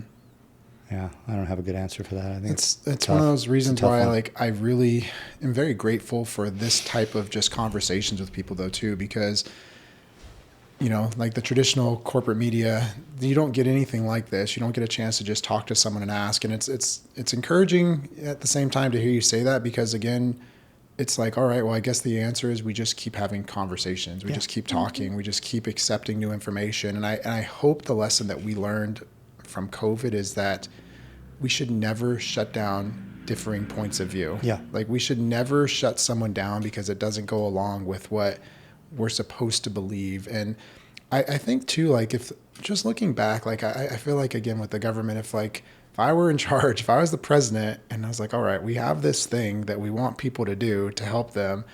This is America. So the force method is not going to work well. Mm-hmm. There's going to be people who very vehemently fight back on that. Yeah. And I feel like that was the lesson that we saw, is that it kind of just, when you're trying to force people down, something down someone's throat, since then, like I remember prior, especially to COVID, but even prior to 2016, I think the first time Trump got elected, like politics were just not that big of a deal. Mm-hmm. I didn't care what my friends' politics were. I just hung out with people. No one cared. It's like, oh, you vote this way, I vote this way. Cool. God bless America. No one cares. Whereas now it's such a big, like, it seems almost like it would be easier for people to have different religions than different politics sometimes, because right. It's like the way that things go. But yeah, just the whole thought process of how that worked and just what it brought out. And it's strange to me too. And I'm curious with your thoughts on this. And now we're back into opinion land. I was just out the other day, and, it's always surprising to me when I still see young people wearing masks. And maybe I'm wrong, but I feel like the data was pretty conclusive that like the mask didn't do a whole lot in the first place if they weren't like the proper N95 masks. They're just wearing those like blue surgical, cloth or whatever. Yeah. But people are still wearing them. Yeah. It's like, and again, God bless America. Yeah, do whatever makes you happy. Yeah. If it makes you happy, but like it kind of it's like, it reminds me of like this sounds horrible. People are going to hate me for this, but like, how kids sometimes have a blanket that just makes them feel safe. Whoopee. Yeah. It's like it makes them feel safe. Sure. And for whatever reason, I think there's a lot of that in our world where the idea of people being triggered, this is something I'm really learning about and kind of accepting. I went to this training for my church that they sent me to, and I was talking with these different people, and it was on nonviolent crisis intervention. And so the whole idea is like, at our church, we have people come in, 99.5% of them totally great. But we have people who come in on drugs sometimes. We have people who I see people like with our usher team that they get upset because they come in looking for help, quote unquote. But to them, help is like we're feeding their addiction or we're giving them cash. And it's like our church has steps in place for how we help people to make sure that like we're not getting taken advantage of as well. And I think that's totally fair. But people get very angry when they come to the church and they feel like even the church won't help them. But it's not that we won't help, it's that we don't help in the way they want to receive it. And so at this training, I was around people who work a lot in the medical field. I was at a table with these three gentlemen who worked at a clinic where it's like not a voluntary clinic. So like a lot of their patients are people who committed pretty heinous crimes, but were deemed like insane at the time or mentally incompetent. And so they did it, but they can't send them to a normal jail. So they send them to this facility where they're basically, it's like non-voluntary, but they have to be there. And so these guys are just talking a lot about like different triggers and things that cause people to go off and like really affect them wrong. And I don't know, that word for me for so long, I think because again, probably the media I'm consuming, like I hear people getting triggered and I just immediately think like the social justice warrior, blue haired, whatever. God bless America. You got blue hair. You're a social justice warrior. You do you. But then you hear the word trigger and I just kind of wrote it off. But like I've seen even like even in my relationship with Katie is that there's just some things that like it triggers her to the point where she is like very upset, very not okay with things. And it's not anything bad. It's things that to the normal person, subjects or topics that came up, wouldn't matter at all. People, and that's kind of what I'm realizing, like, oh, it's not logical. It's just that for whatever reason, this thing gives people a really bad reaction. And so I just see the mask and I kind of think of it that way, but like, I don't know. Do you ever see that? And like, do you have like an opinion on it other than like, hey, people can do what they want to do? Or is it something you're ever just like, hey guys, it might not be helping the way you want. Like, what do you think of when you see something? The same thing. I think it's a safety blanket. It's fine. If you want to do it, it makes you happy. Go ahead. That's all right. I'll ask. I've had maybe 2 patients that have come into the clinic, younger patients that wear a mask, and they. What do they say when you ask? Well, one of them had asthma and wore a mask, and it's like, okay, well, I'm afraid of getting a virus or something. I said, okay, that's fine. just wondering why. Why are you wearing the mask? I mean, you have an intact immune system. You shouldn't have a problem. Mm-hmm. Yes, you might be more susceptible to certain things. Okay, but maybe not a death sentence that you think it is.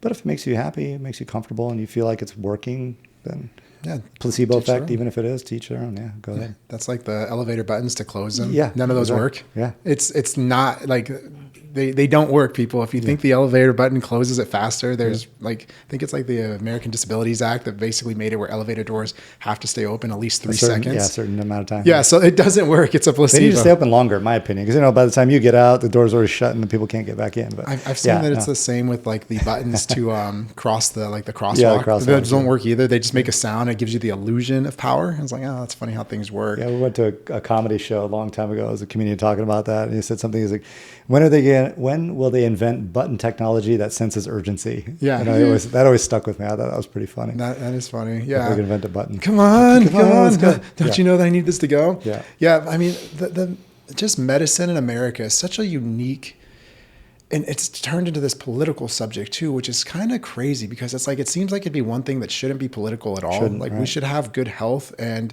and it even goes back to like healthcare, because we started earlier in the conversation just talking about insurance, and I see it too. Like when I go have an amazing chiropractor, great friend, and she always gives me enough time, but like we talk about it where she's like, I've got X amount of people I have to see. It's like every 15 minutes I got to be on this schedule, and because of billing and because of making money, and that's something that it's just really the whole subject of how healthcare should work in America. Because like, again, for me, I'm a capitalist. I believe in it, but then it's really hard when it's like, well, how much is that going to cost? I don't know. What insurance do you have? Well, I got this insurance. Well, for you, it's going to be this. And then it reminds me too of in the military. So military contractors, what they will do is to win a military contract, they will mark up their prices so that they can discount it to the military. But then what that means is to the normal average civilian, they cannot sell it for less than this price. So what's something that maybe only needs to cost $100 might be $400 now.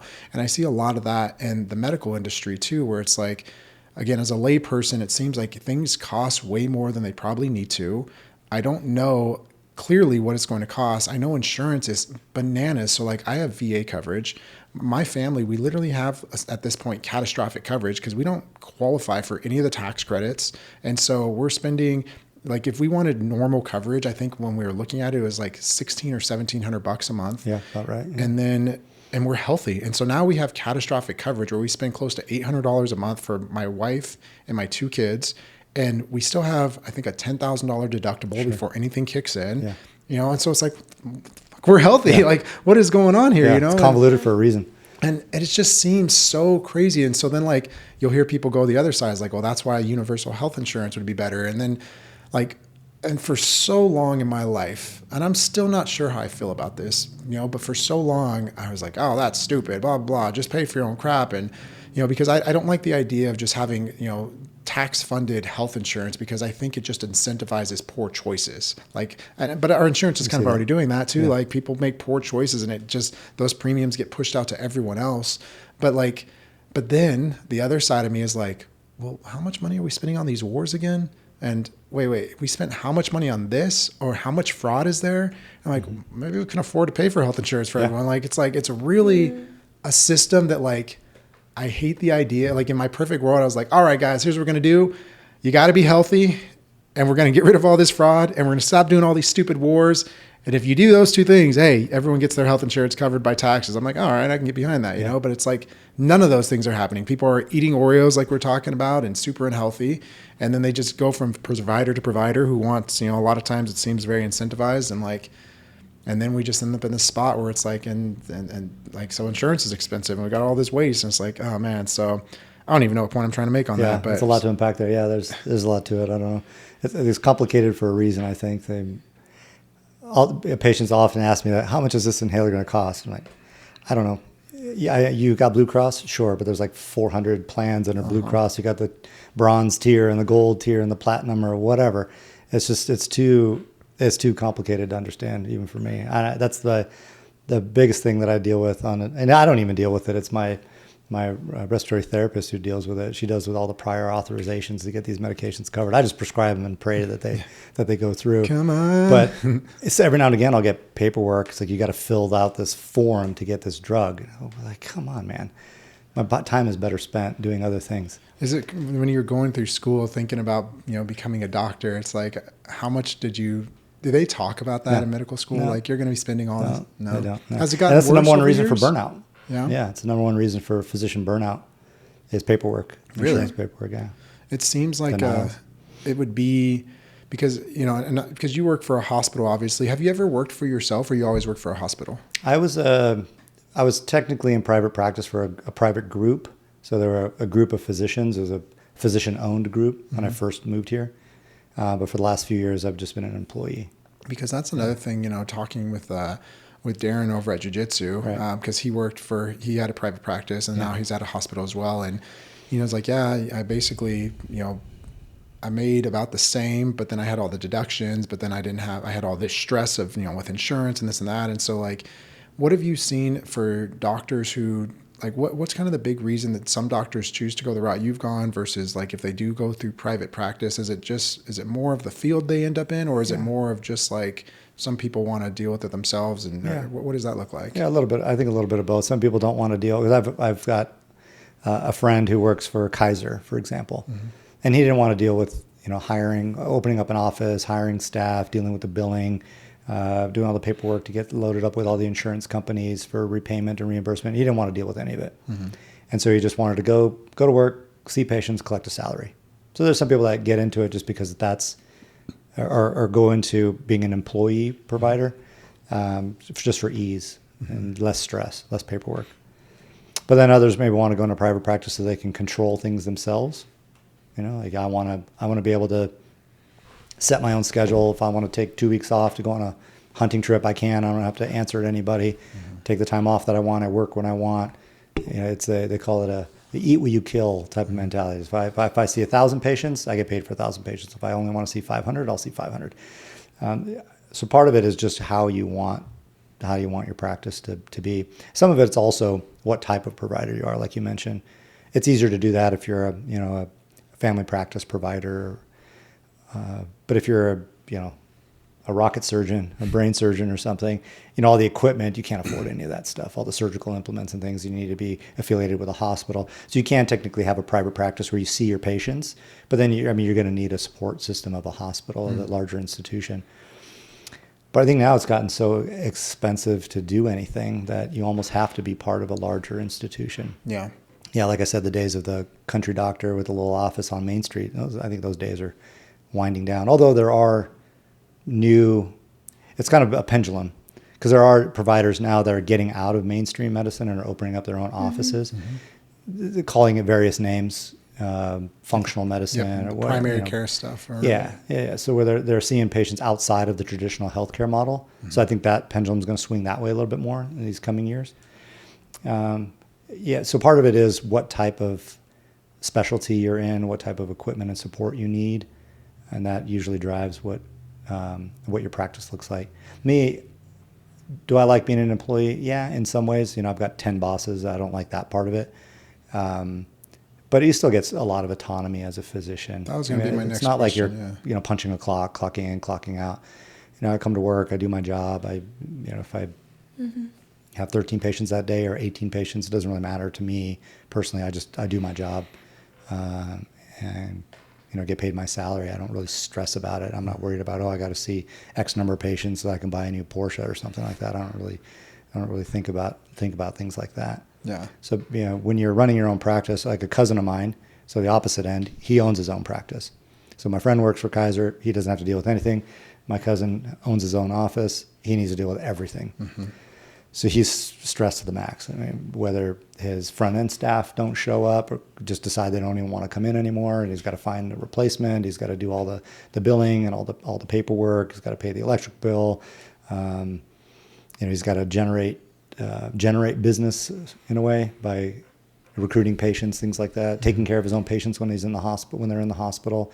He doesn't have that support of, like, if a patient of mine winds up in the hospital, I'm not directly taking care of them. There's a hospitalist who's taking care of them.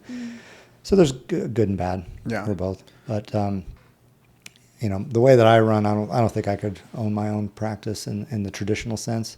It's just too much to worry about. I'd rather just show up, do my job, the thing that I'm good at, and let somebody else deal with the other stuff. But I think that's part of what disrupted healthcare is that doctors kind of gave that up. They gave up the management of hospitals and the administration of a hospital. They gave all that up to lawyers and accountants and such. And so we have kind of ourselves to blame if we don't like the way that things are running in the hospital. It's like, well, we did it to ourselves by giving up control. I've heard from quite a few people in the hospital too that it seems like the business side of the hospital doesn't always get the medicine side of the hospital, meaning that I've heard different people, and this is from your hospital, from people down in hospitals in Hamilton, I've talked to a couple people at community, like that the hospital will be like, oh, this part of our business isn't super profitable, so we're done with that. We're getting rid of all these people. And that's like, but that was what fed this over here, which is the most profitable part. And it's like, and then people just kind of like, oh, whatever. And it's like, so it doesn't really make sense. And like I don't know if you see any of that or if that's ever the case. Is that just people complaining or is that? Yeah, no, that's legitimate. Yeah. Yeah. Like most recently at our hospital when they closed the family maternity center. That's right. Up and closed it. So, well, where are those people supposed to go? Community can't take care of all those patients, all the new births and such. And yeah, there's just no, I don't know. In a lot of ways, I think the running a hospital is expensive. Yes, it costs a lot of money. But the response shouldn't be, well, let's just close a department. Why is the hospital not making any money? Where are we losing money? What can we fix? Instead of just deciding, okay, we're going to fire half our nurses and make the nurses that stay take care of twice the number of patients.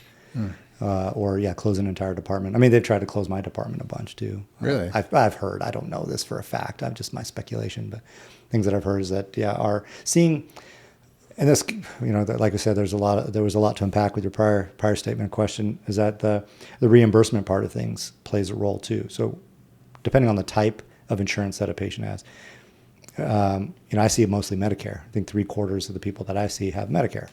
And Medicare, because it's the largest single payer in the country, they get to decide what things cost. Whether or not it costs you that or not, it doesn't matter. This is what you're going to get paid. And so that's why you see those inflated prices, or, Tylenol's $1,000, for example, is because, you're only going to get 5 cents for the Tylenol.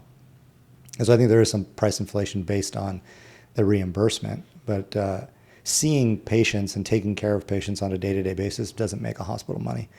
I lose money on every patient that walks in my door. I'm not, getting rich seeing patients in the clinic. The money is made on procedures, the things you do to patients. So like the surgeries, you go look at any hospital, what's the nicest building? It's the outpatient surgery center. You do the hip replacements or you do the knee replacements. Not to say that they're not important. Those are needed. I'm not saying they're unnecessary. But what I mean is those procedures pay more. So it's taking care of somebody who's got pain. You got that patient coming into your orthopedic surgeon. They're coming in, they're complaining of knee pain. Seeing them in the clinic and listening to them and, treating their pain, sending them to physical therapy, that stuff doesn't make any money. It's like, okay, well, let's open up your knee and put a new one in. And then, hospital gets to put a new building on the campus, So that's where the money is made, is by doing, for a hospital system, a larger hospital system, is the procedures that we do. Like, for example, in my field, the sleep clinic, the sleep lab, not the clinic. So we lose money by seeing patients in the clinic, but we, make that revenue back by sending them to the sleep lab. So are we sending patients unnecessarily to the sleep lab? No. I mean, I try to make that a priority, that we're not just unnecessarily doing tests for the sake of tests, but that's where that revenue is being generated. But then if you think about, okay, well, we're just going to close the sleep clinic and the pulmonary clinic because you're not making any money. Well, okay, well, where do you think the patients are going to come from to go to the sleep lab? If you, take from this bucket, you're not going to be able to fill the other. Right. I don't know. That's my very elementary understanding of how it works. But with looking at everything in medicine and kind of, just the way it is, it's, if you had to go back and do it all over, do you think you would take the same path, or would you go a different route, or do you think the same type of medicine, or what do you think you would do? Yeah. You're almost forced to, in a way. It's like, this is the way that it is, and if you're gonna play the game, you have to play these rules. You can't kind of make up your own game. I would like to. My dream, if I could, snap my finger and have a dream, I would have like for lack of a better word, a wellness center.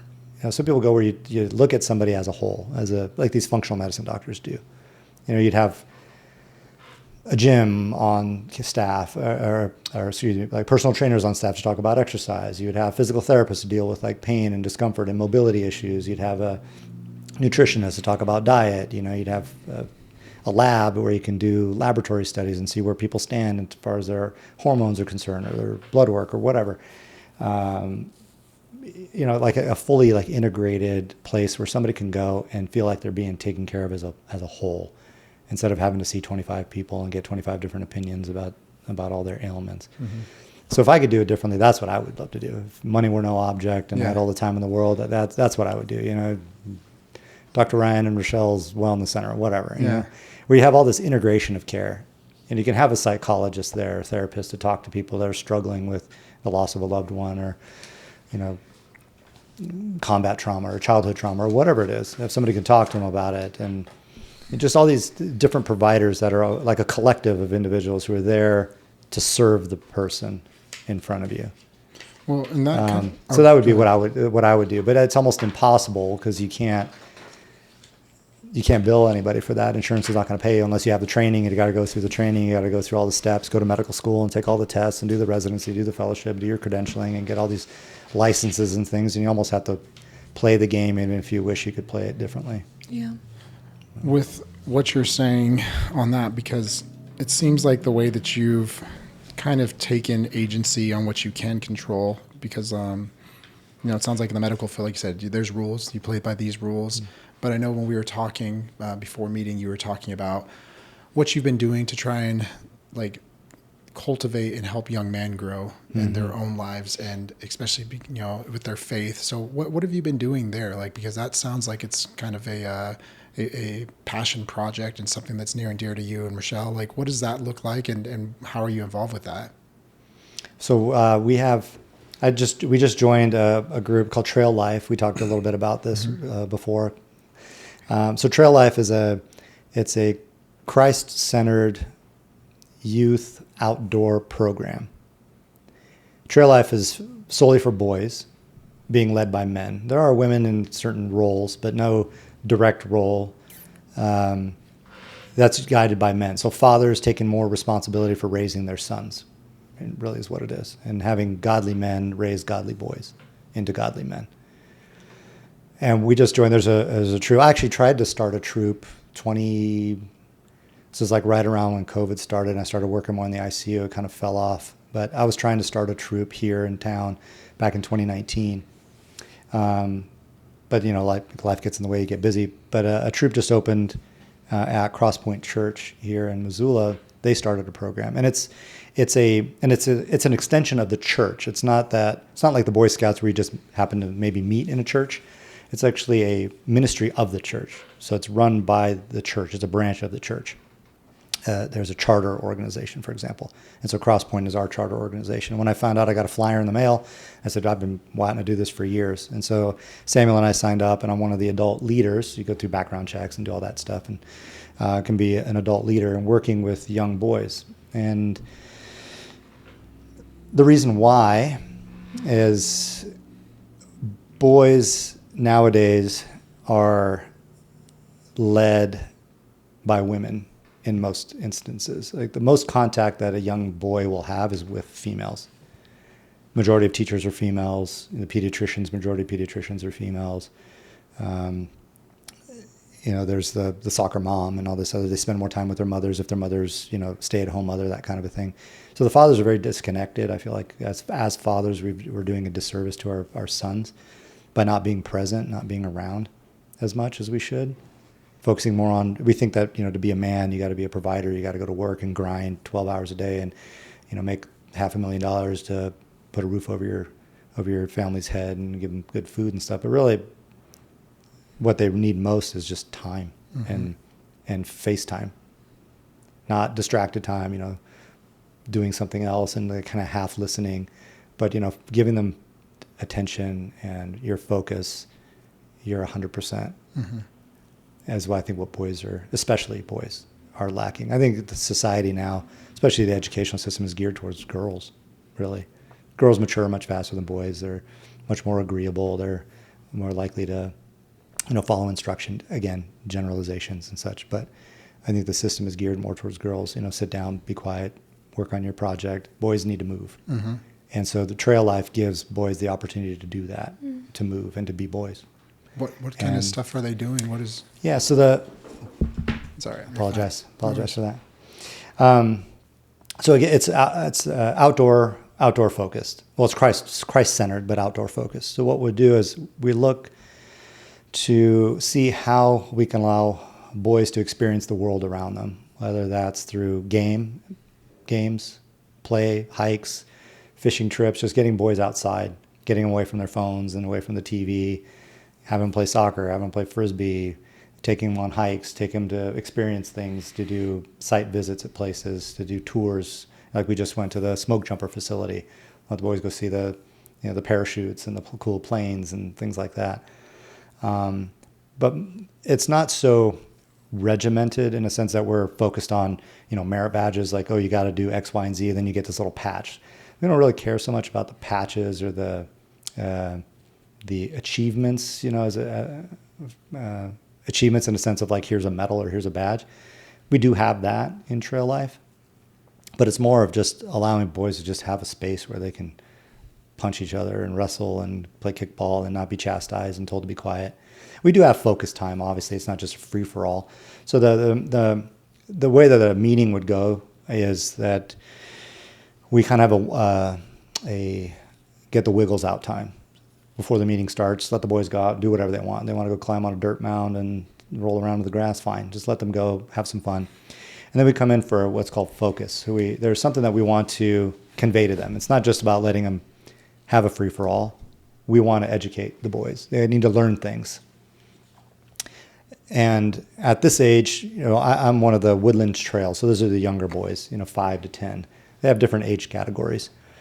And so the boys will be broken up into their respective age groups.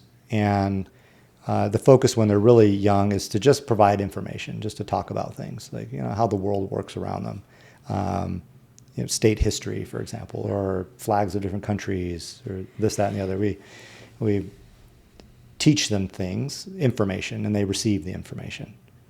And then we talk about how that information pertains to their faith and how God has created this world around them to explore and why things are the way they are. And so there's that faith portion of it. And then there's some hands-on stuff where we can do, a couple weeks ago we were doing map reading. Mm-hmm. So you give them a compass and you let them go outside and see how the compass works. They get that part of it as well. It's not just sitting there listening. We try to make that as condensed a time as possible, where they're just sitting and actively listening. But then they get to actively learn as well. So they get to play with, as I said, play with maps, learn how to start a fire, learn how to handle a knife, those kinds of things. And then there's like a family portion of it too. Like, okay, you learn this thing now. Next time you're with your family, maybe this weekend, go out in the woods and see how many different types of birds you can find, or something like that. Just the way that you can spend time with the family and involve the family too. That's awesome. So yeah, that's been something I've loved. I've wanted to do for years, and I'm loving the fact that I'm getting to do it now. Yeah. I didn't get to do it with my older boys, but you learn your lessons as you grow, I guess. Yeah, that's what was it we were talking about? Was it yesterday? It's like everyone's doing this for the first time or something. Oh yeah, everyone's like living life for the first time. We're all doing this for the first time. It's true. And sometimes we don't always remember that about other people. Yeah, especially as parents. Like parents, we're supposed to have the answers, and sometimes I'm like, hey, I think this is right. Yeah. We're gonna go with this, But it is. I mean, boys. It's. We were talking about this yesterday with my buddy Derek, who was here. Is that so? Lincoln got into trouble at school twice this week. He's a good kid. You've seen Lincoln. He's a great young man. Yeah. But he got into trouble because one kid was messing with him and scratched him, and so Lincoln doesn't he's like, nope, you scratched me, you're getting the business, And I guess he threw him to the ground and something and kind of handled it, and he got in trouble. The principal called us. Principal, again, she's a girl, so God bless America. His teacher's a girl. She called my wife. And so all of them like, Lincoln, how dare you? You need to talk to you need to. And I was like, wait, why did he scratch you? He's like, I don't know. And I was like, he scratched you first? He's like, yeah. I was like, okay, cool. Everyone's all right. No, standing up for yourself. Yeah, no one got hurt. Like everyone's like, all right. I mean, okay. Well, everyone learned a lesson, I guess, But then you had to miss recess the next day, and I'm like, well, that's not going to help anything. Right. It's like, all right, now he's going to be even more wound up. But so, and that's also like with jiu-jitsu. I like that for him. But this year's our big thing is we're going to be doing some camping trips. So like we've been doing a lot of backyard camping, so he loves that. So he has to help me set up the tent. We do all that stuff. There's a couple of like easy-ish hikes, but like, we're still probably going to be hiking 5 to 7 miles into some of the lakes I want to take him to, but they're safe. There's nothing crazy. We're not going to go when the weather's bad. We're going to be very cautious about everything. Sure. But it's because like I heard someone that said something to the tune of like, heartache, they say heartache builds character, hardship builds character, but nature requires character, nature demands character or something. And the idea being that like, you have to think when you're out and about and there's no one to come to save you and you can't just be an idiot and make stupid choices, like you have to use your brain. But then it's also like there is something very powerful about disconnecting and just sitting and being quiet or reading or taking notes and just thinking about your life. And that's something that I noticed for myself. We went to Mexico a couple years ago, and somehow on the way there, my phone, it just died. Like it went from being fine to literally like it will not charge, nothing at all. And so from like the first day we get there, my phone, I'm just watching like the battery go, and I'm like, oh my God, no, my phone.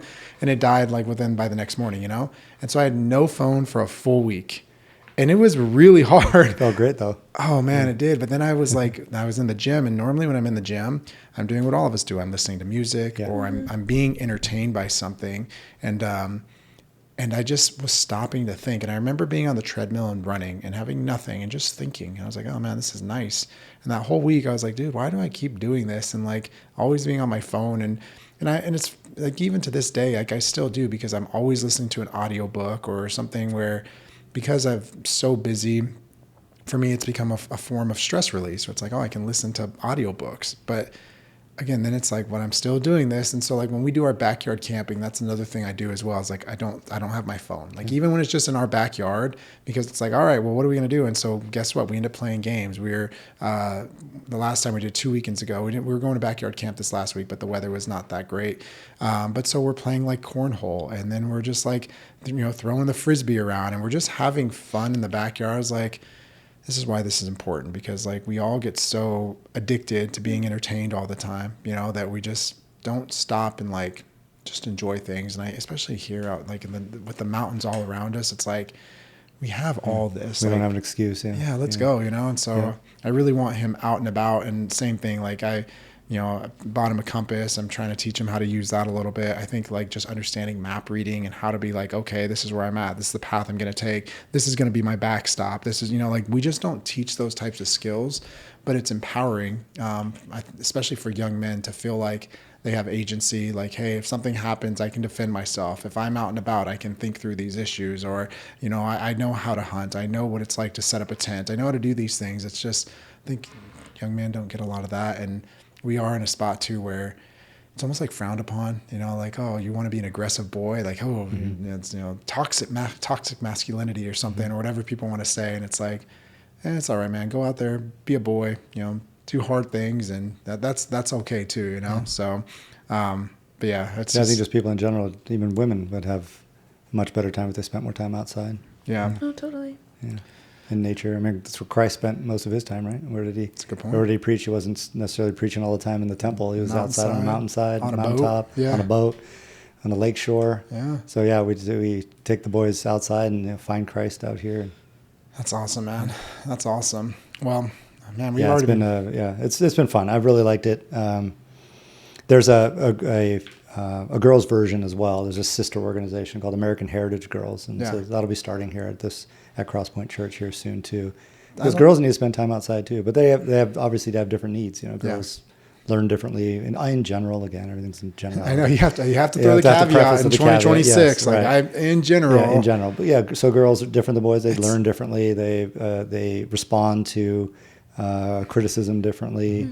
The way that you reorient a boy is completely different than a girl. It's much easier to reorient girls. And it's so weird too that in today's day and age, like, again, we have to caveat it. Yeah, I know. That's such a I thing. hate doing it. It's one of those things where it's I like, do it all the time. I hate it. Well, I mean, but it is because it's like someone's going to get upset. It's like the person you're saying who said you were fat shaming. It's like, I'm just stating what like has been known and is a biological fact for the entirety of human history. And again, it goes back to like the whole idea with as adults, like if you're an adult and you want to do whatever you want to do as an adult, God bless America. Just enjoy your life. But like the same reason I won't let my son get a tattoo right now when he's 8 is the same reason I'm not going to let him make crazy choices about what he is or who he is as a person. And I think that that's another thing that's gotten really convoluted where people are just afraid to be able to say like, it's okay that boys and girls as a whole have some differences. Not all boys and not all girls. Right. There's going to be more effeminate boys. There's going to be more masculine girls, and that's fine too. Yeah, it's fine. That's okay. That's right. But like, I think it goes back to kind of what we've talked about earlier, where it's like we're trying to like pigeonhole people into like, this is the way, almost like there's a pill for everything. It's like, oh, well, you're a girl who likes to, play with boys. You're a tomboy. Well, you must be this now. It's like, or maybe you just are a girl who wants to play with the boys. Like, that's cool. Yeah. Or, hey, you're a boy who likes this. Well, hey, you must, it's like, oh man. And I see this with my brother, like he's spending a pretty decent amount of money because he lives in Southern California. And so all their kids are in private school, because they saw just like with the school district they were in, especially during COVID stuff, it was just like, it's like, I can't have my kids being like raised like this, where it's like, this is taught as gospel. And this being discipled by people you don't agree with. Yeah. And so just, again, it's one of those things where maybe that's the secret sauce in America is just letting parents be parents and have agency and make their own choices and not shaming people if they maybe get something wrong or have a disagreement with you. It's perfect. We're all fallible. So. Yeah, it's a unique thing. But man, I appreciate you coming in. We've been going for over 2 hours already. Oh, is it really? Yeah, isn't that crazy? Oh, goodness. I'm sorry. No, there's nothing to apologize for, man. I can go on for another few hours. No. I talk for a living. I talk to patients all day long. This is what I do for a living is talk. This is kind of for us too. Like I end up talking to people pretty much all day as well for work. And that's kind of what we do. But and we get on tangents and things too. And yeah, I'm sure we didn't answer like 10% of the questions. Oh, it's okay. I mean, we come back for step 2. That's kind of what I'm thinking is like, I'm never like worried about, I always know I can have people back. And so I don't feel like, oh, we have to get everything this one time. But I do like these things because when Josie and I were first talking about doing this, one of the ideas was just like, she was like, I wish people could just be a fly on the wall and hear some of these conversations that we get to have, because what I've seen with my, with our line of work is like, we work with like, it's over 700. It's like 750 households right now. And so there's, probably close to about 1,200 accounts that we manage. It's somewhere in there. It was 700 at the beginning of this year and we're growing every month. And so, but it is really fun because I get to talk to people from every walk of life. I get to hear what their stories are. And we talk about finances and all that stuff, but then a big part of what we do is just talking about whatever's interesting to people. And so just the amount of cool things you can learn. And like, this has been really great because again, it's so hard as people who are not in the medical world on a daily basis to know, like, just all this stuff from the GLPs we're talking about, COVID to, just health in general. It's like, I'm just always so worried. It's like, man, I'm probably just being manipulated. And like, it's just the algorithms scare me, these data centers scare me. And, right. It's just, man, this is weird. I think we need more of this, just talking, just people talking, Yeah, so, that's been fun. But Ryan, thank you so much for coming on. Thank you. I really appreciate it. This was a ton of fun, and I'm sure we'll do it again. Right on. Yeah. I'm game. Josie, anything before we head out? I don't think so. No. I feel like we covered a lot. Yeah, we did. I didn't know it was so long, Oh, I mean, this, like totally I said, I feel like if I didn't have, again, client stuff I got to prepare for here still, that's someone coming in here at 1. I was like, oh man, I got to tear all this down. I got to do all that too, But yeah, it's always a good time. But if anybody does want to connect with us, as always, if you'd like to talk more about your financial planning, what that looks like, you can reach out to Josie or myself by visiting our website, which is nexuswealthmanagement.org. Our goal when we're having conversations with people is really just to take the same approach, be authentic, be honest. We don't move money to move money, and just to get to know who you are, what your goals are, and how we can help. So thank you guys again for watching. We appreciate it. And Ryan, thank you so much. Yeah, thank you. Thank you. All right, take care, guys. All right, guys. Be well.